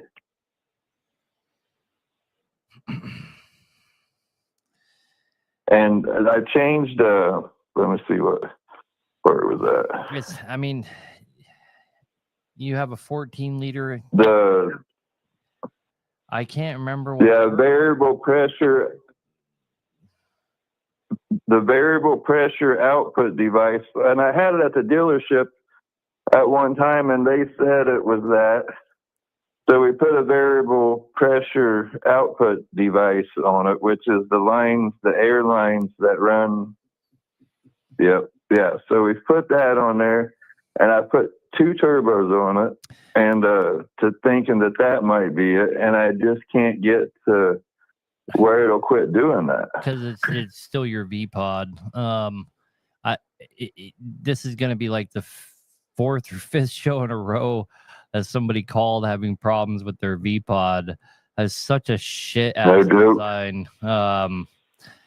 There's somebody in Facebook just said what I'm getting ready to say. That all has to be calibrated. When you change that turbo, it needs to be calibrated. Yeah, I had no clue of that. I've been chasing down thinking maybe it was wiring and everything. No, it's got to be calibrated. You got to get to somebody that has a computer and have them calibrate it, and your problem will go away. All right, one fast, quick question. That 6.7 Cummins, do you have to adjust the valves? I called the dealer the other day because, my neighbor said, well, don't you have to adjust the valves in your 1-ton? And I was like, well, I don't know. So I called the dealer, and they said and even at over 260,000, the dealer said it's not necessary unless you're having performance issues. And that doesn't sound right. I don't know. I mean, I've owned a couple. I've owned a couple of those 6.7s, but I never fucked with them, so I don't know what the. I neither either. I just drove it. I don't know. I don't know how to tell if the valves need adjusted. It runs good. I don't know. Yeah. All right. That's the only thing I had then. All right, man. All right. Have a good night. You too. Thanks. Yep. Bye. I see some comments real quick here in the Facebook, YouTube section. Guys are kind of commenting on me saying you can't get oil in the manifold, and you cannot. One guy said, what about valve guides? Yes, you can get some weepage into your valve guides, but not enough for it to be pouring out of your exhaust manifold. That will get burnt off. I mean, your valve guides might get wet underneath. You don't have oil under pressure in any way, shape, or form for it to just shoot and run out. You might weep a little bit through your valve guides, but that's not going to be coming out your manifold. No fucking way. But so technically, yes, you could theoretically get some oil into your exhaust side through your valve guides, but nothing that you would ever see that would make it all the way to the exhaust manifold. It's burning hotter than shit coming out of there. Any of that oil is going to get burnt up, what little bit that goes in there. The only way you get actual wetness is from diesel fuel that is not getting combusted, and it mixed with the soot, and it looks just like oil. James, you're on the air, man. Yes. Yes, sir. I got a 99 Volvo with an N14 Cummins in it. Mm-hmm. It's got 231,000 actual miles. We bought it from an old retired farmer. 2 questions. Well, 3 actually. Turn it up to 525 horse. What does that cost me if I take that truck down to your shop to do? Well, it's not as easy as just tuning it to. It's set at 425 horse right now. Right, so it's probably a blacktop, right? Yep. So a blacktop can't just turn into It is. a red top. First of all, the ECMs aren't even the same. So that's number one. Okay. You have to it's different crowns, I believe, and different injectors. I'm pretty sure. I'd have to check on that, but there's a few different items, and then the timing is completely different because the timing gets retarded, and you're adding more fuel, but you retard the timing in the camshaft by putting an offset key, and then you have to recalibrate the entire engine. You know, you can't just go throw a tune on that, so it's a hell of a process. But we do them all the time, right? But okay. You'd have to call us and give me your CPL, your engine serial number, and all that, and then I would send that in and find. I memorized that. Yeah, but I can't. Well, I went. No, I know you can't do that right now. You'd have to look it up. I did take it to the Volvo dealer, and he contacted Cummins and said it could be done. It was like 4 or 5 hours. I don't know if he knows what he's talking about or not, because in Fargo, the Volvo dealer don't really work on Cummins. They send it to Cummins, which I'm gonna just guess. north of him. I'm gonna guess he doesn't have a clue what he's talking about. I kind of think so. But anyway, brother, if you want to find us, if you go to our Facebook, Hack Nation, our pin post is our number. You can give me a call. And I could figure that one out for you. You know, I could tell you exactly, you're under no obligation to bring it to me, for me to just figure out what all you'd have to do. At least you would know. You know what I mean?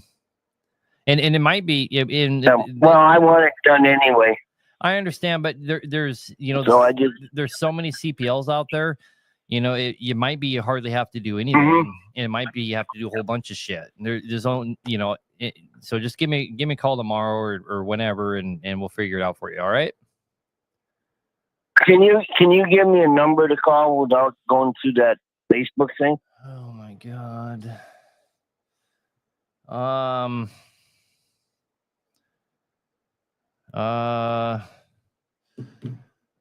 Maybe.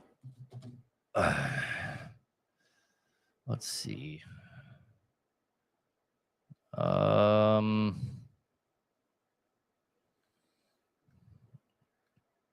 It is.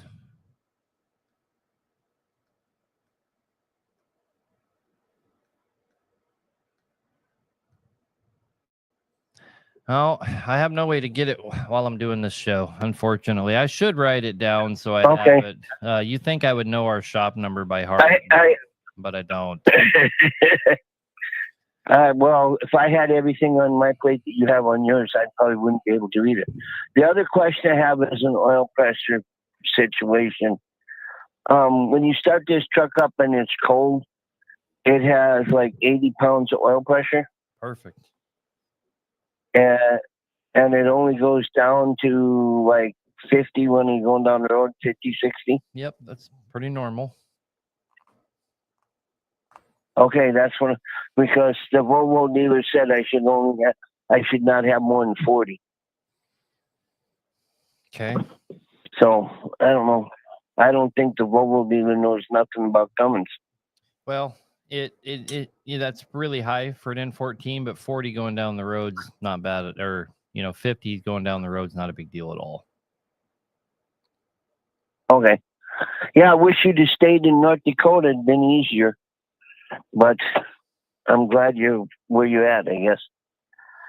But thank you. I will definitely get a hold of you tomorrow, because I want to put a 13 speed behind this also.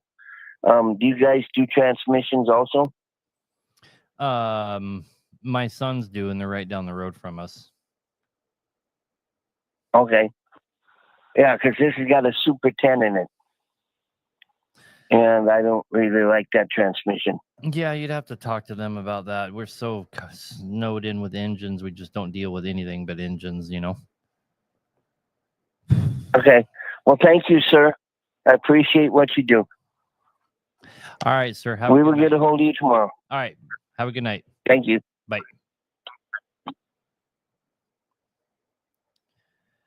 All right. Adrian from San Antonio. What can I do for you?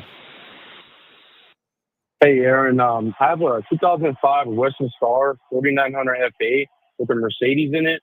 I just want to get your thoughts because I'm having a problem. I turned the truck on about 2 weeks ago, moved it to do an oil change in a more safer spot because I do it at a truck stop that I'm familiar with, and changed the oil. Truck started up normal, and then I changed the oil. After I changed the oil, it started choking. So I'm like, what the hell? I thought I had air in the lines or something. Had a mechanic come check it out. He said, no, it's not that. He said, it's the fuel pump. And I'm like, well, that's weird. I moved it maybe like 20 yards and it turned on fine until I changed the oil, and all of a sudden it started choking and shooting smoke out. So he said, just tow it to my yard. I'll do the fuel pump, and it should be that. I'm like, okay. So that was the fuel pump.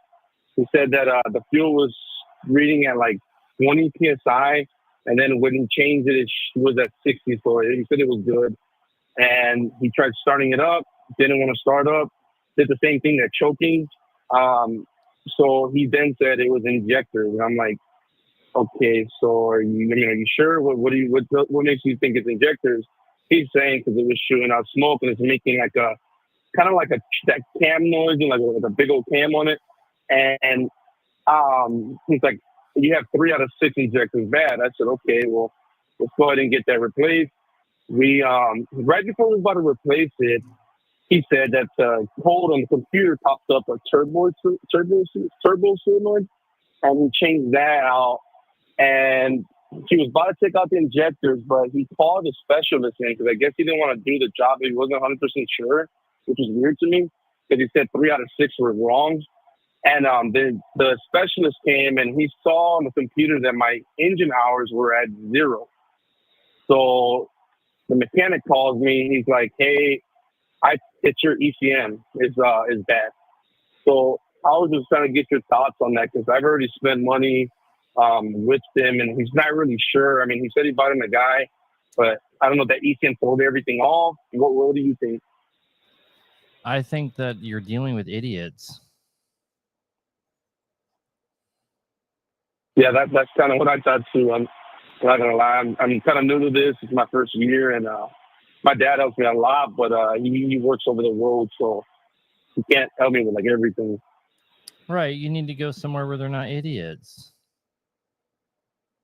Okay. You were told it was your fuel pump and didn't change anything. Now it's your injectors. Yeah. Now it's your ECM. They don't have a fucking clue. They're just spending your money willy nilly, and I bet they have no problem handing you a bill for every one of their mixed diagnosis. Yeah, the fuel pump alone, 1,000, and then injectors to get them rebuilt was I think $2,250. But luckily he didn't pull them out. But like I said, I don't know if you ever had an ECM go out. I've never seen that. Obviously, I'm still kind of new to this. He's saying that's why everything's thrown off now because of that. So it's like I don't know. In 15 years, and just to put it in perspective, we're on track this year to do 300 engines. We did 250 last year. We've been doing this for 15 years. I have replaced one injector or one ECM as the problem one time. We have replaced ECMs for other reasons when the batteries go dead, right? But that it gives you a dead ECM. And it's always blown my fucking mind how many people come to my shop that have a new ECM that another shop put on there as a cure for whatever problem they had. And I have only ever replaced an ECM one fucking time. I've only ever seen the ECM be the problem one time. Yeah, that's what my dad said as well. They don't really go out like that, you know. And the mechanic just kept insisting that it's at 0 hours. The battery will go dead on them. I've just this year we've probably replaced 3 ECMs. In fact, I just replaced one about a week ago on an SDP, but that's exclusively because the batteries die. They have an internal battery, and if they die, that's it. Okay. So yeah, I guess I'll just go ahead and take it somewhere else. Because I mean, he said he ordered the part. I just didn't try to waste money, Yeah, just get the fuck away from that guy as fast as you can. Okay. I appreciate it, Aaron. All right, brother. Have a good Thank night. you for your time. Yep. Bye. Yes, sir, you too.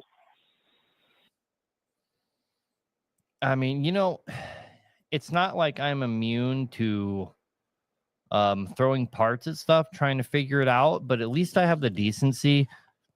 If I'm dealing with a customer and I know it's going to come to that, like, I'll give you a great example. I had a MXS in here, and it was derated. It would not build boost, and it wasn't throwing an engine code.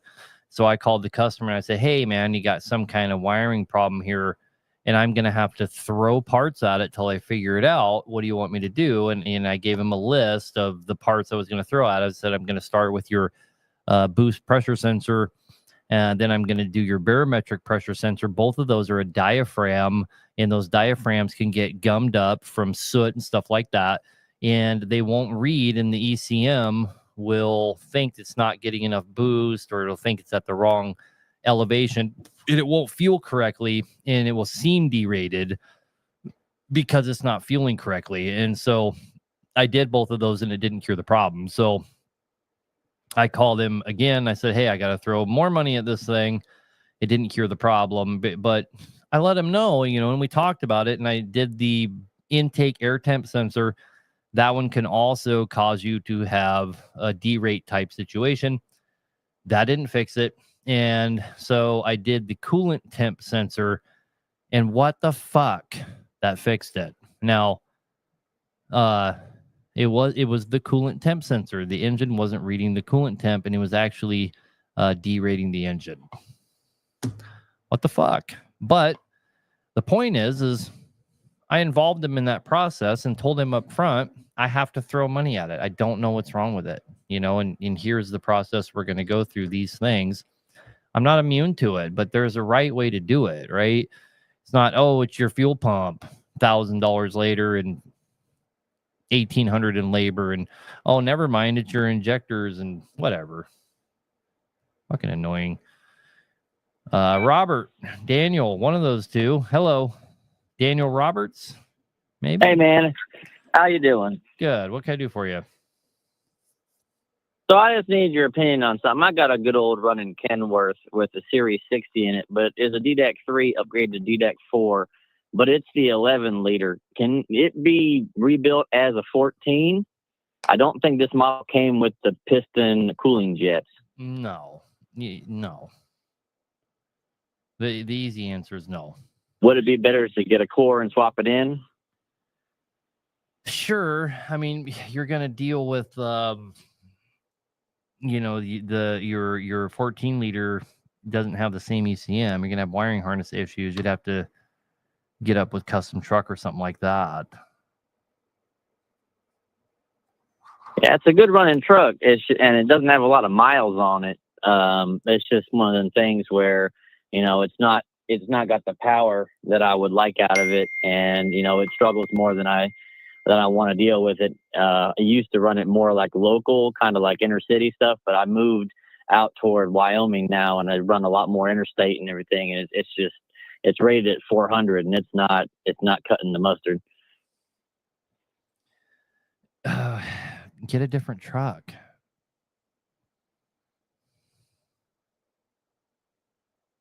I probably could do that. I thought that rebuilding it would be better. But you're limited to what you have, kind of. I mean, you're going to put so much fucking money into that thing trying to make it do the job you want it to do. You'll probably be money ahead selling that, getting the value out of it the way it is, and buying a truck more suitable for what you're doing.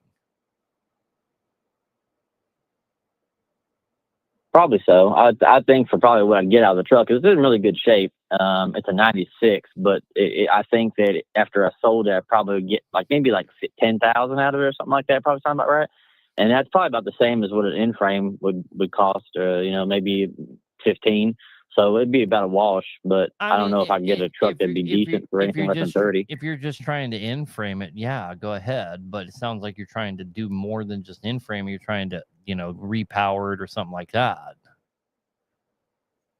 Oh, no. Well, my original thought was taking it from an 11 to 12.7 or hopefully a 14. I know I can put a 12.7 in it, cranking it and everything else, but I know my block doesn't have the piston cooling jets in it, so I don't know if that's going to really hamper it too much. I mean, they made them this way for a long time before they went to the piston cooling jets. They upgraded it to the later version after 97. Unfortunately, I'm a year off, but they made the 14 liters. They came out in 99, 2000, and I don't know if that crank and rods and rotating assembly, whatever, will just swap into the old block or not. I mean, that those are just things that you're going to have to decide for yourself. You're talking about going on one hell of an endeavor. All of your DD series that don't have cooling jets or low horsepower engines. There's really no way around it, and it's not advisable to change that about them. Yeah, I mean it's a DDEC 4 now, so I mean I could put like a 2000 engine in it or 99 or whatever that would interface with that. Just throwing the old one away or trading it in as a core for something. Because I mean it runs good. Right, but you're right back to you have a $10,000 truck by your own admission that you're going to put $30,000 into. I mean.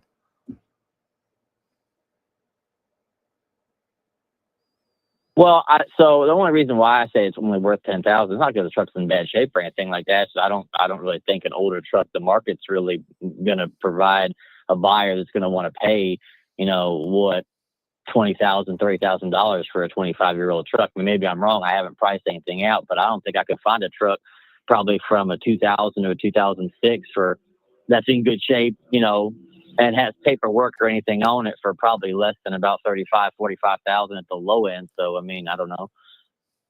Right. Devil versus devil you don't know kind of thing, Yep. That's why I wanted your opinion on it. I always tell everybody it's usually a smarter choice to fix what you have. But, if you're gonna dump a pile of money into it, it's probably not smarter to fix what you have on it. It has to be worth.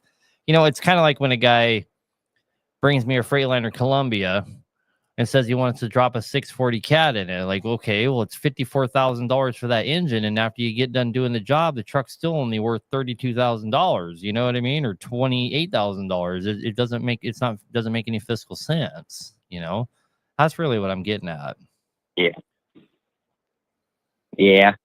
It's a W9. It started its life out as a day cab, and then it was built into a super sleeper, and I took the super sleeper off because I needed the wheelbase to be shorter to pull hoppers and doubles oil tankers out here in Wyoming. But now it's just an old truck that I use.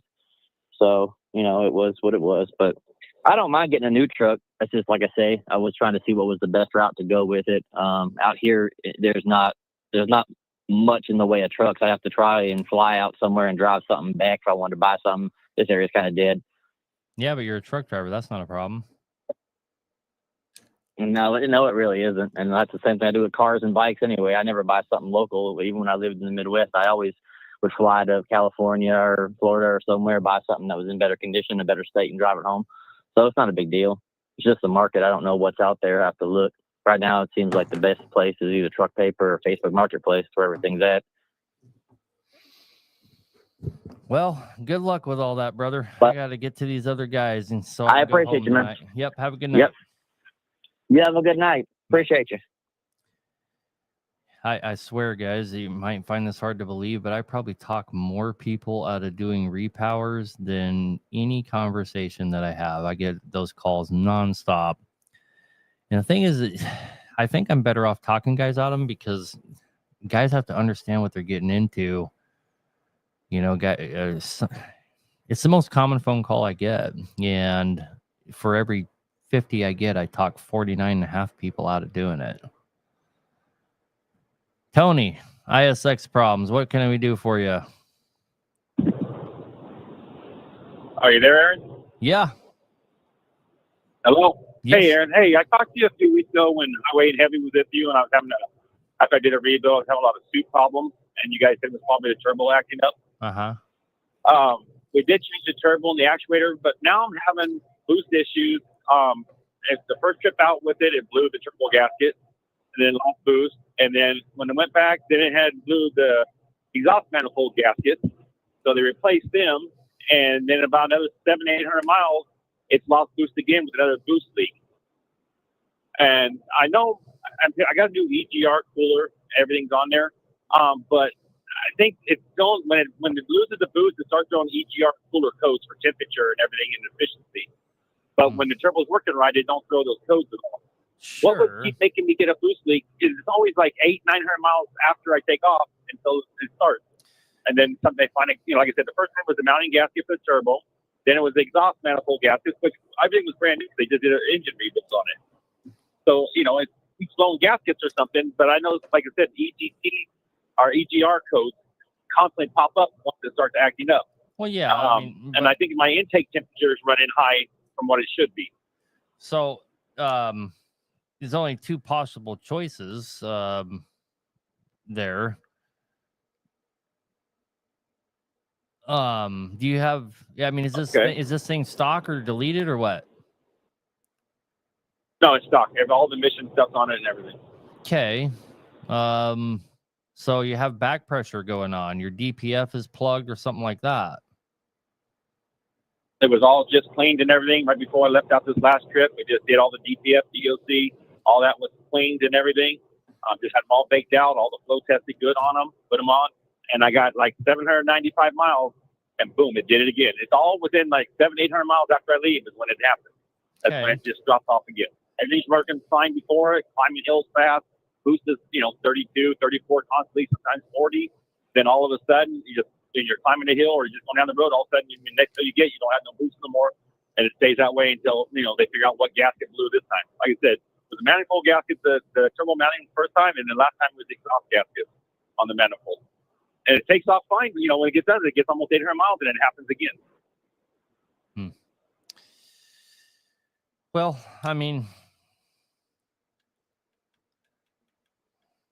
so Facebook is saying exhaust back pressure tube is clogged. It does sound like a back pressure issue.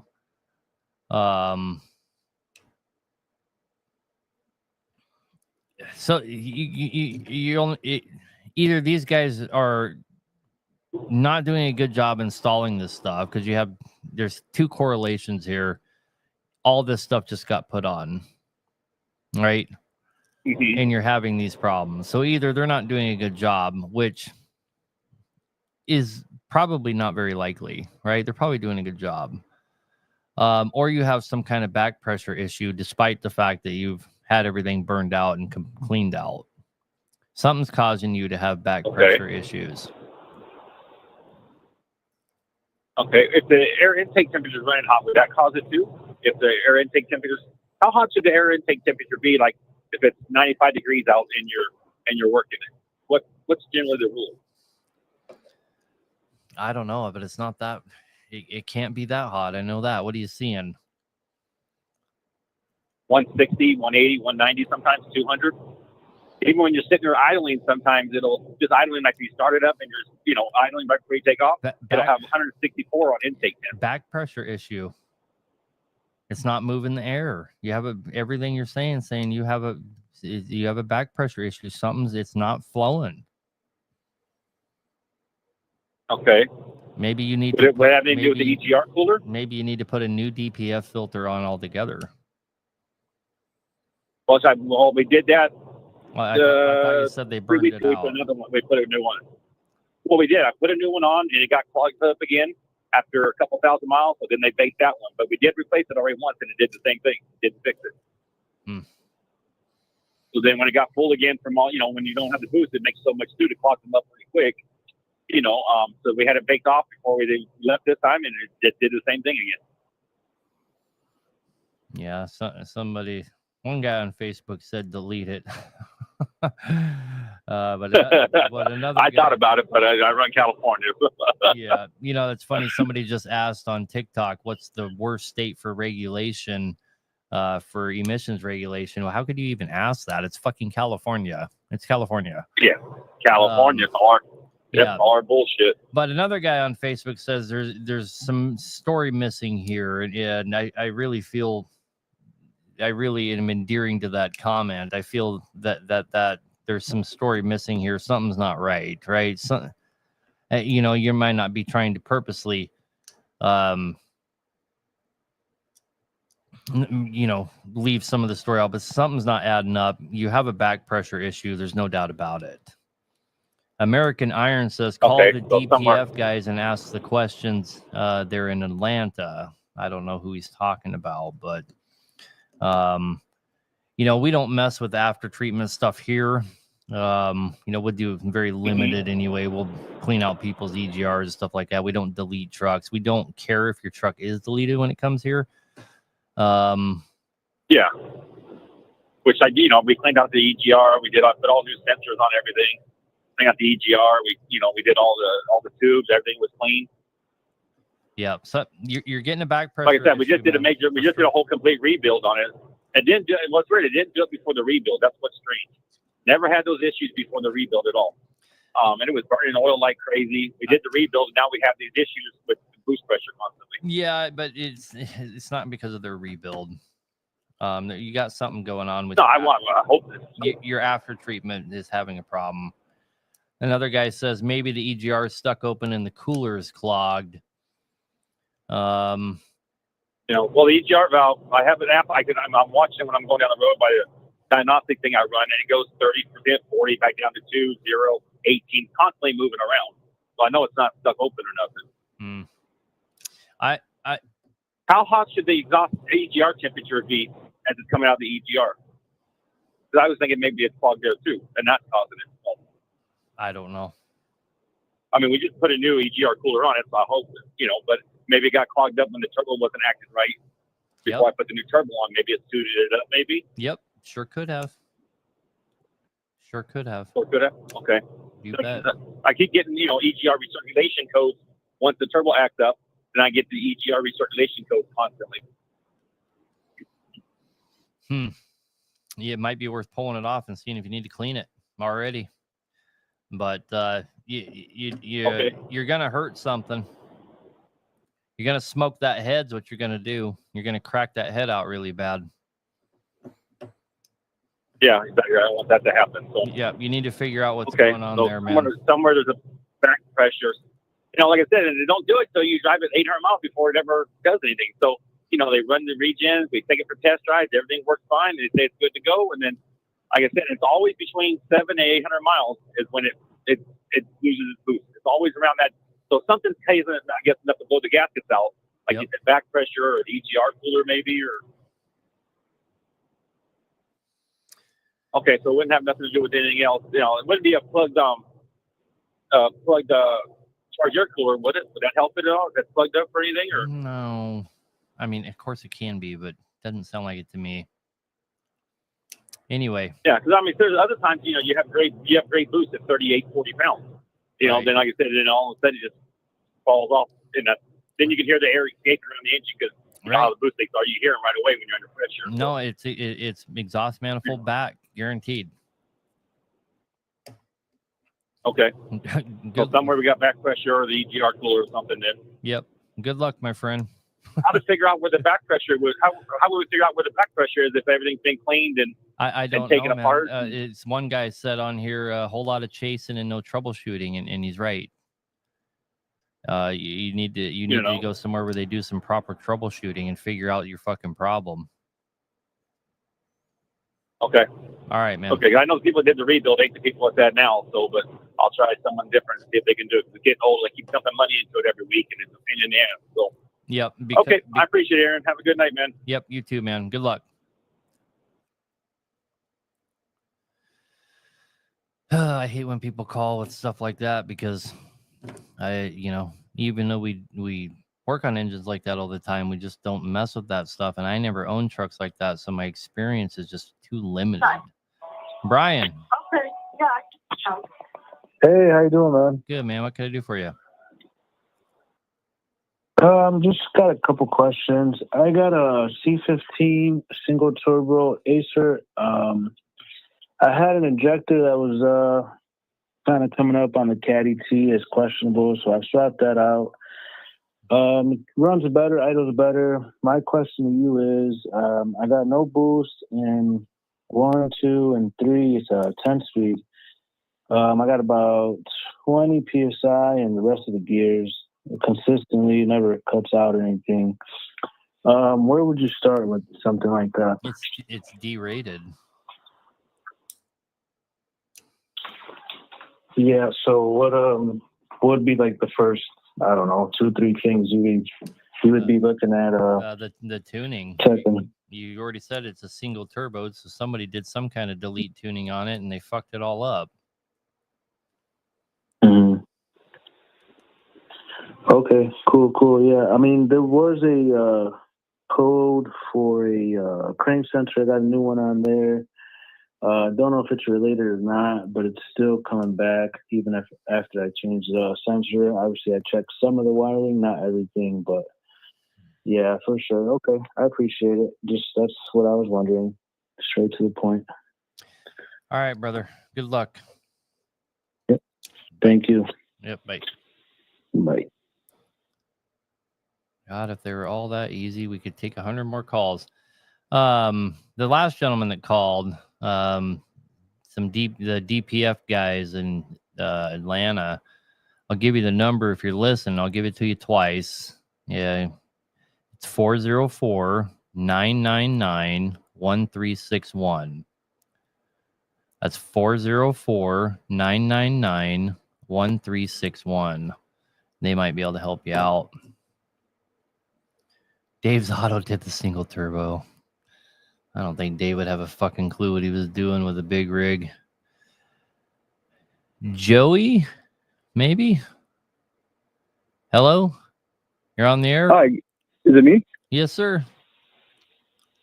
Hey, how's it going? I got a 99 long nose Pete that's not building boost while the jakes are on. I was wondering if I should be concerned about that. Otherwise, the truck seems to be running good.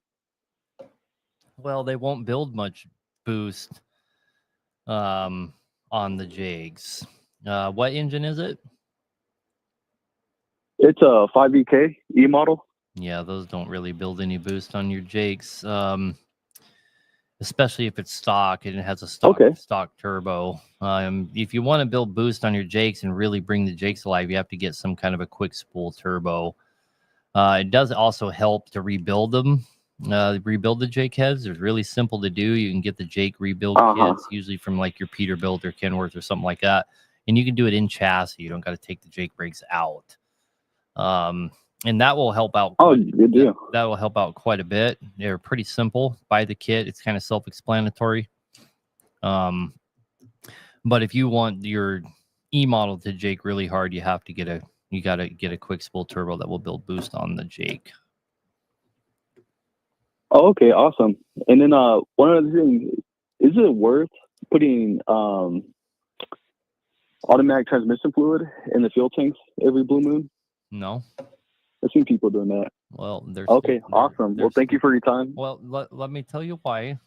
Okay. We don't ever want to just take my word for anything. I'm not Jesus, right? Yeah. And I don't want people to think I arrogantly just say things. Transmission fluid is akin to hydraulic fluid, and it's developed to not disintegrate under pressure. And so the worst thing you can do is shove it through your injectors, because your injectors are running at high pressure, and it can damage your injectors and doesn't do anything for them. It's not a lubricant. It is a hydraulic fluid, so to speak. If you want to do something delicious for your injectors, use something like Power Service. That is great for your injectors. And it's made for your awesome. injectors. Well, thank you for your. Yep, and you get something for your money there because it has Ceatine booster and it'll actually help you get better fuel mileage. All right, brother? Awesome. Well, thank you for the transparency and elaborating on that. You have a good night. Yes, sir. You too. In Alaska, guys used to put hydraulic fluid in their fuel. Like, what the fuck are you doing? It's literally designed to resist pressure. You're going to blow the tip off your fucking injector. You're not doing anything. Mark with a DD15. See if I can help you out. Luckily, we have a couple of DD15 experts in our feed over here. So what do you got going on? Hey, how's it going? Good. I guess I'm a Detroit tech. I just put main bearings in my buddy's DD15. It's turned up to 600. So we were just doing a little preventative maintenance on it.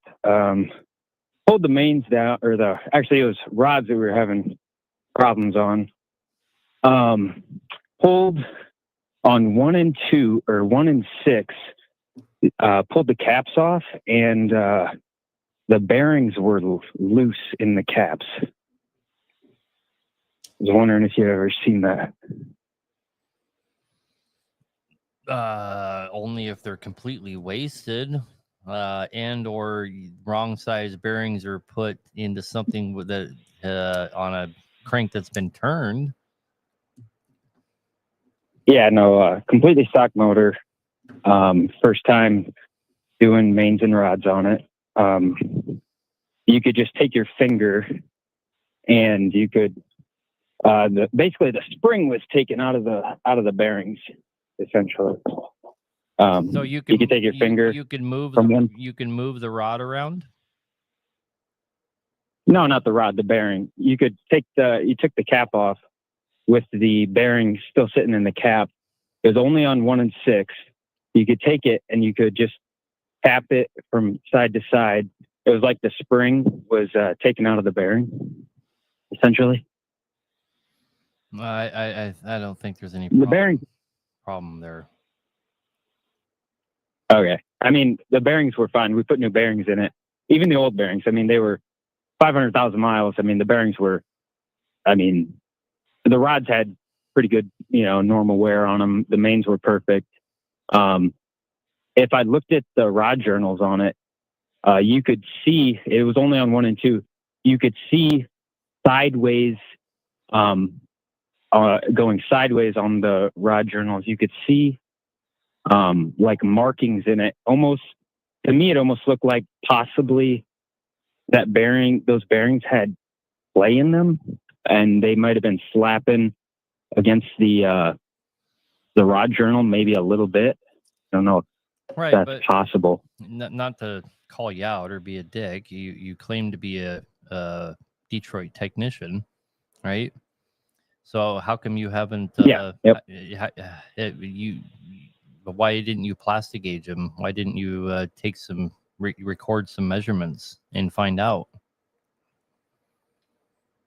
Well, it's just, it's a standard crank, standard bearings. I mean, it was gonna fix it. It was gonna fix it one way or another. I mean, the journals are perfect. There's nothing. Absolutely, they're immaculate condition, except for that. Like, they weren't actual marks in it. Like, it was. You could almost call it a watermark, essentially. Okay, so what? It wouldn't be like cool wear. What were you hoping I could do for you? I guess. I just didn't know if you've ever seen that before. If I did, on a bearing. If I did, I've seen every fucking crazy shit you could possibly imagine on bearings. But I maybe you're not doing a good job of describing what your problem is, but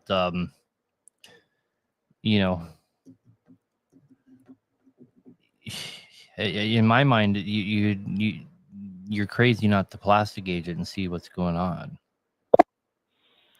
Yeah. Well, I guess my main thought would be possibly higher horsepower, putting more stress on the rod bearings, causing possibly the rod cap side of the bearing to have a little bit more wear in it. Maybe it got little bit more slack in it from wear, possibly.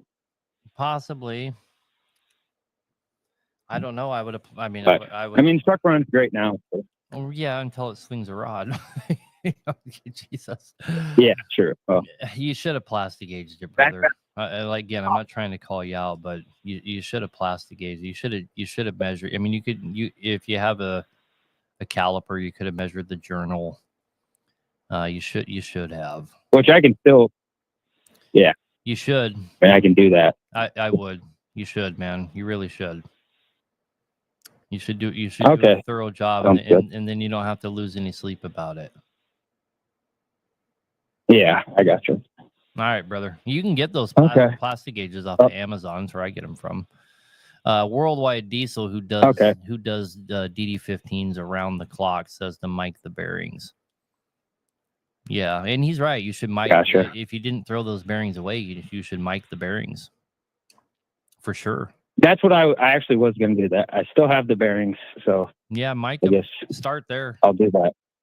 Mic them out and compare, compare it Sounds to good. what it says, the spec says. All right, brother. Okay, thank you. Yep, have a good night. All right, guys, we got a few more callers here. We got 4 more. See if we can take them all. God damn, I'm gonna go an hour over again. All right, let's go. Robert, what can we do for you, man? Well, apparently I'm one of the ones that you won't be able to talk to about repowering. I have a 300-inch wheelbase, 1985 W900B. I built it from ground up with my son. I haul livestock, so I run high horsepower. I have a B model in here that's turned up to about 525. I had it built by a buddy. He's got steel top in it, but I need more horsepower. I have a 6NZ sitting at home and a 379T. What does that entail to swap over? I know it's going to have a standalone harness, if I'm not mistaken. Well, first of all, I don't talk everybody out of doing repowers. I just talk 99% of people out of repowers, and that's only because most people don't realize what they're getting into, and I don't want to bury people under their truck. You know what I mean? And if you follow us at all on social media, you see that we do a lot of that kind of stuff, but those guys were well informed and fully committed. That's the only reason I talk people out of it. You know, it'd be easy to be like, oh yeah, man, you should do that, you know, and you get somebody all upside down in their truck and you just don't give a fuck because it's not it's just not who I am. That's all it is. You know what I mean? But I'm all about it. I love doing stuff like that. You know, on the inverse, you know, on the flip the coin. I love that kind of stuff. I just try to talk people out of it because I just kind of feel like it's my duty, you know. But first and foremost, man, you're talking about taking a intelligent engine and putting it in a truck that doesn't have intelligence. So in other words, your first challenge is going to be the truck doesn't have a brain. So you have to have an ECU in the truck that talks with the ECM on the engine. So right out the gate, I would say I wouldn't even do that, right? It's going to be astronomically, it's going to be a huge endeavor to try and do what you're talking about. You would basically have to find another truck like yours that came with a cat like that and rip all the guts out and try and get it all installed behind your dash. Well, if I found like a 2000, a 1990 or 2000 like W900, I could got the wiring harness for the cab and run it like that. Yes, but God, dude, that is such a nightmare. Years ago, probably 6 years ago, my brother-in-law and I did a project that's similar to that. Now, when you're going the other way and you're like putting a B model into a truck that was smart, that's very doable compared to what you're talking about doing. And we got legacy harnesses from Custom Truck, you know, and we rewired the whole dash and all that. And I said, never again. Holy fucking shit. That is not, that's such a huge can of worms. Here's the other thing is we build 600 horsepower B models. Why don't you just make that B model a beast? It'll do it. You just got to use the right stuff. This one's an arrow crank in this one. I've already blew one up. I blew up a 7FB prior to this, but I just need a higher horsepower, so that's why I got the truck sitting at home with a good motor. So I don't. Yeah. Rewiring the dash, what is that going to end up entailing? Close to 50, 60 hours just in the dash? Yeah, so Or less than you're that? going to be more money into doing it that way than if you bought a B model and like a B model that's spec'd out the way that you want it to be and go that route. I almost guarantee it. And then you still have to deal with Well, with the. I guess I might have been one of the 49 then. Well, right. And here I am trying to talk you out of it, right? I know for a fact that what you're basically endeavoring to do is going to be the biggest nightmare of your life, and your truck's going to be down for a long fucking time.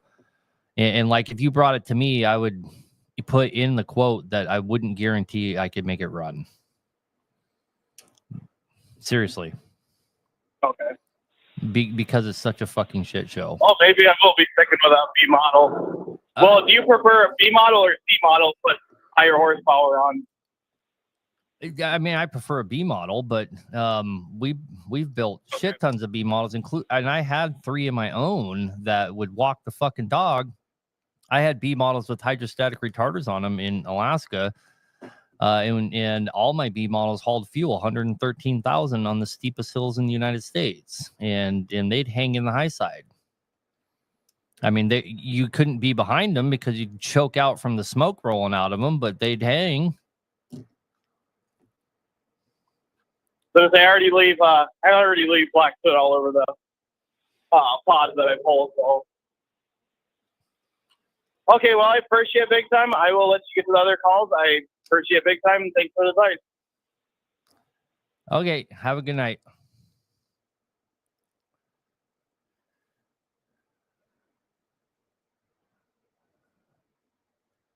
So a guy on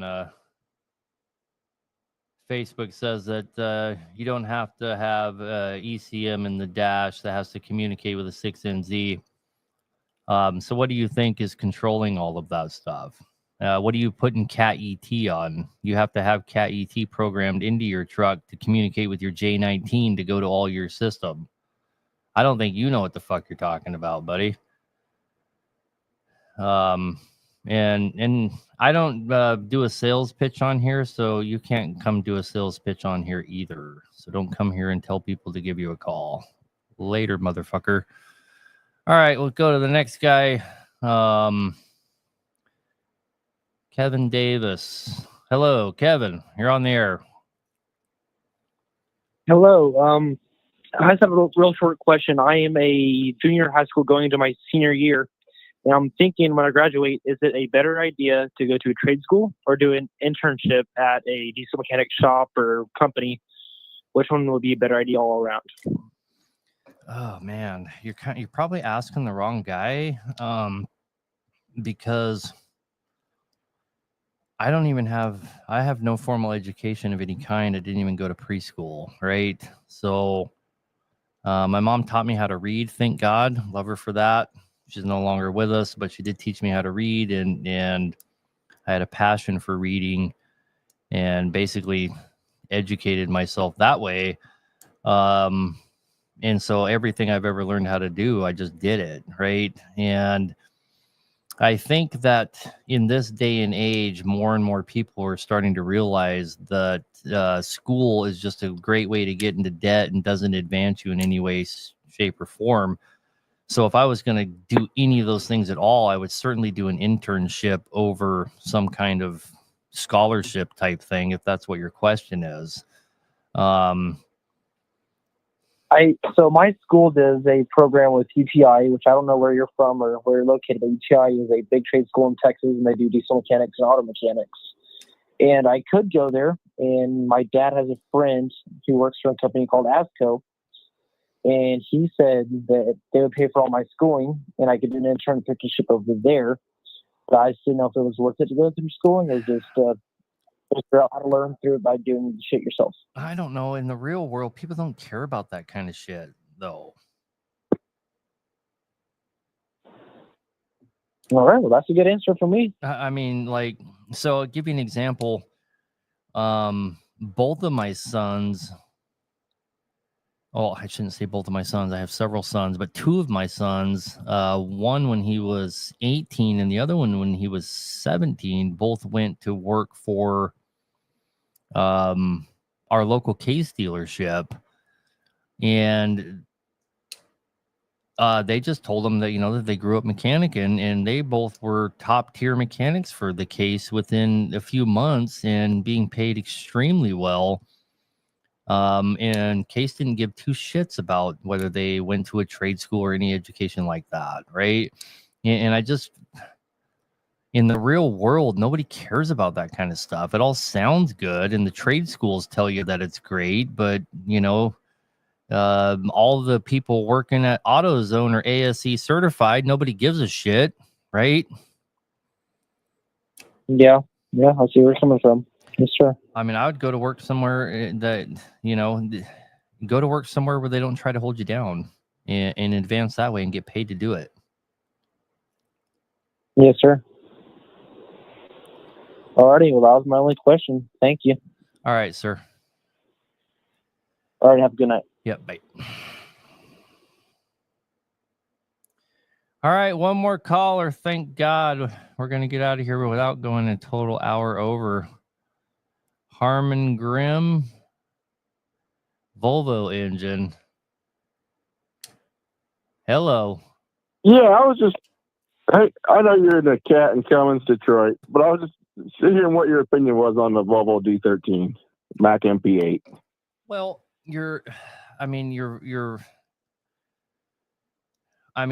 all the tooling for the DDs, I believe, cross over. So I think they're very similar engine. But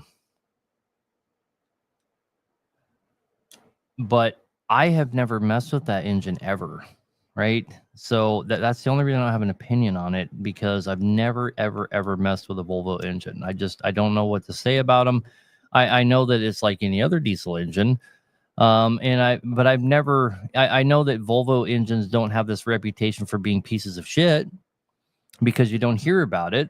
You would hear about it if they were, right? Everybody would say, oh, stay away from those. Don't buy those. But the problem with owning a Volvo engine is you're so limited on the people that will work on them. That. All right. Well, I've seen so many go over 1 million miles, and I just wanted your opinion on them.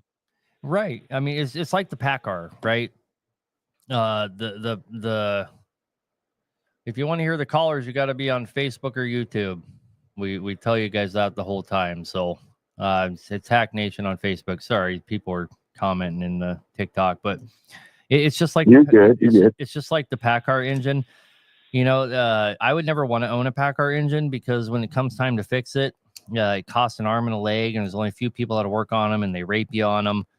We do them here, and I think we do them for very reasonable here, but I think we're kind of an exception on the PACCARs as far as whether you get raped or not.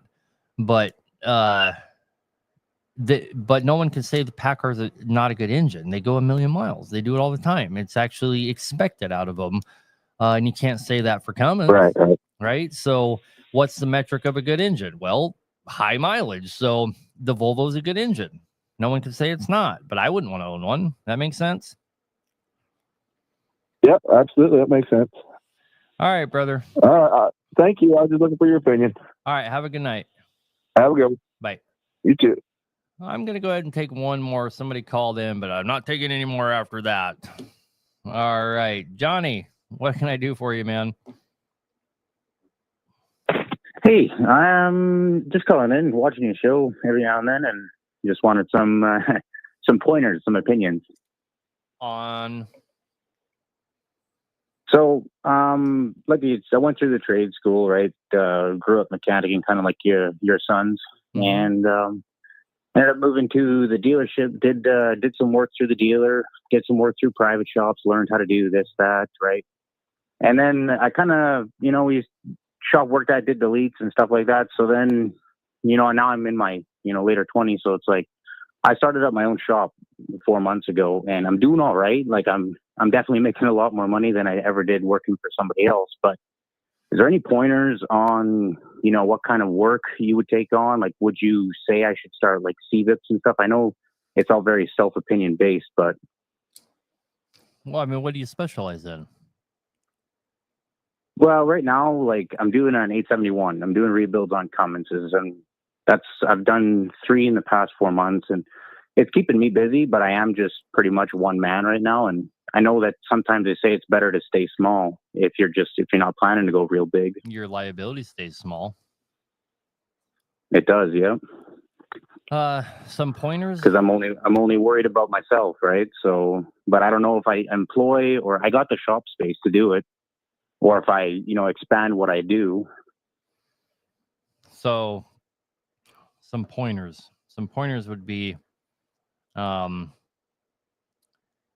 I mean, if you want your reputation to grow, if you're wanting pointers on how to have a better reputation, communication is everything. When guys bring trucks to us, so like I'm known as America's most trusted mechanic. In other words, the most honest mechanic, right?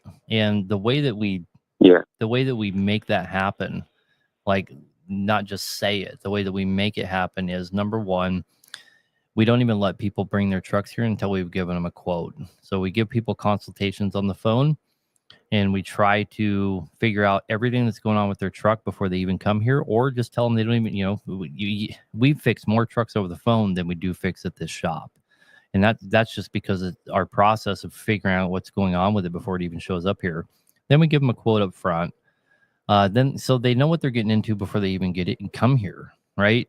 And then once they're here, we give them pictures of it. We give them pictures of it coming apart, going back together. We communicate every single thing with them. Anybody that comes here, what never happens to anybody is they show up and it's $10,000 more than they knew about and go fuck themselves if they want their truck back, right? They know everything that's going on the whole time. So the communication. And the other thing is if you, and we do it all through text message, that gets rid of all your disputes. So if somebody calls you a year later, and they're like, "Oh, what'd you do to my fucking truck?" You're like, "Well, you know what I did. Let's go look." Right? Because it was all in text message. Yeah, it's all on file, right? Right. It's all in pictures, right? So we have a shop phone here, a 1 terabyte phone here that everybody uses for their pictures, and they all correlate back to PO numbers, and that's all the people that have come here. And so if anybody calls me and say, "Hey, what's going," blah blah blah, we can just go back and look at everything that happened. So that helps us be the most honest shop, right? Is there's no surprises and everybody. And then the second thing is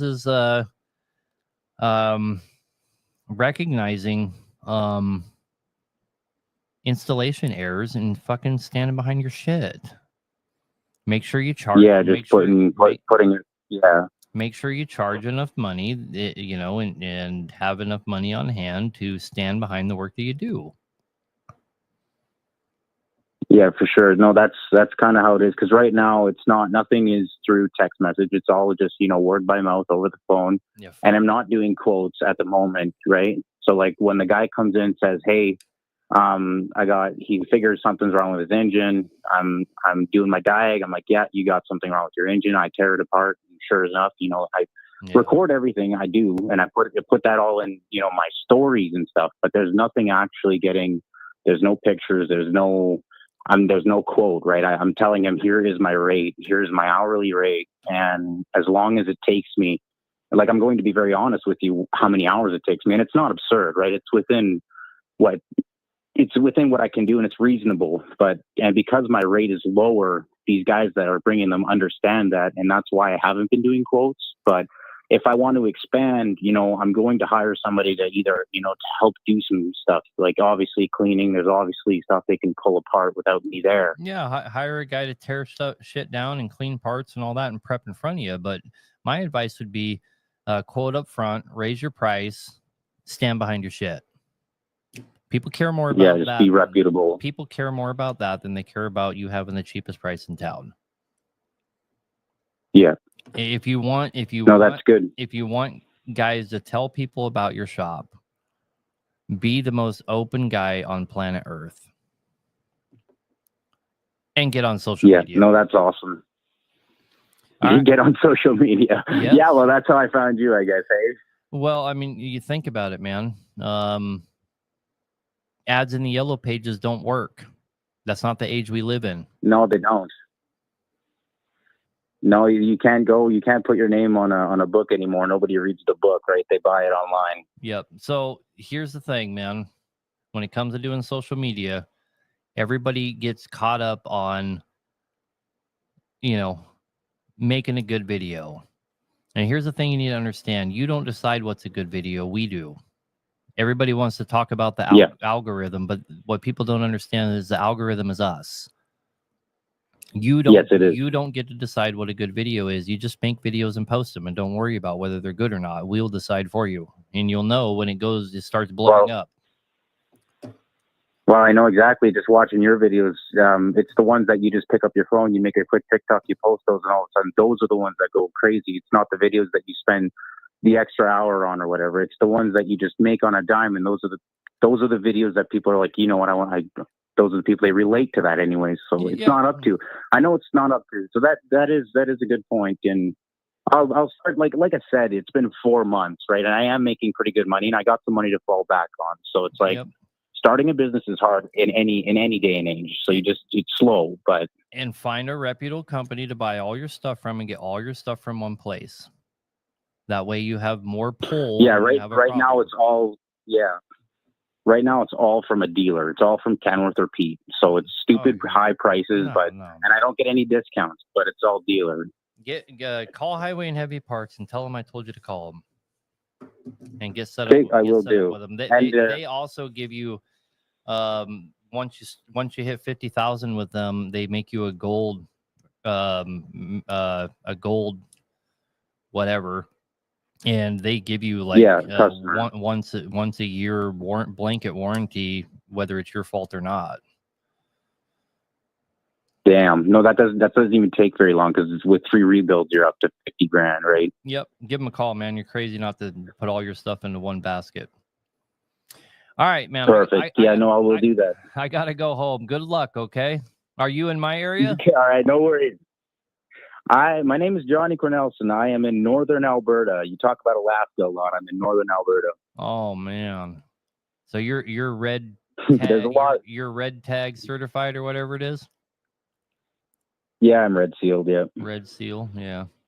I'm glad they don't have that kind of dumb shit down here. You know what? I want to move down there, but Alberta is not a 51st state yet. Oh, well, if Trump had anything to do with it, it would be. Anyway, man, you have a good night. And good luck, listen, good luck up there. I'll let you go. I'll let you go, man. Thank you so much. Yep. Have a good night. Bye. Goodbye. All right, there's one more guy on hold, but I got to drop you, buddy. I got to go home. Thank you, everybody, for coming. Facebook, YouTube, lots of comments, lots of help. Appreciate all that. I love it when you guys help me answer questions. Some of those stump me pretty good. I certainly don't know everything, especially when these guys get into the after treatment stuff. I'm just kind of like a deer in the headlights. But anyhow, I appreciate you guys. A lot of fun. Again, we went an hour, or I just need to start making a 3-hour show because I can't get out of here in 2 hours, it seems like. But again, guys, thank you.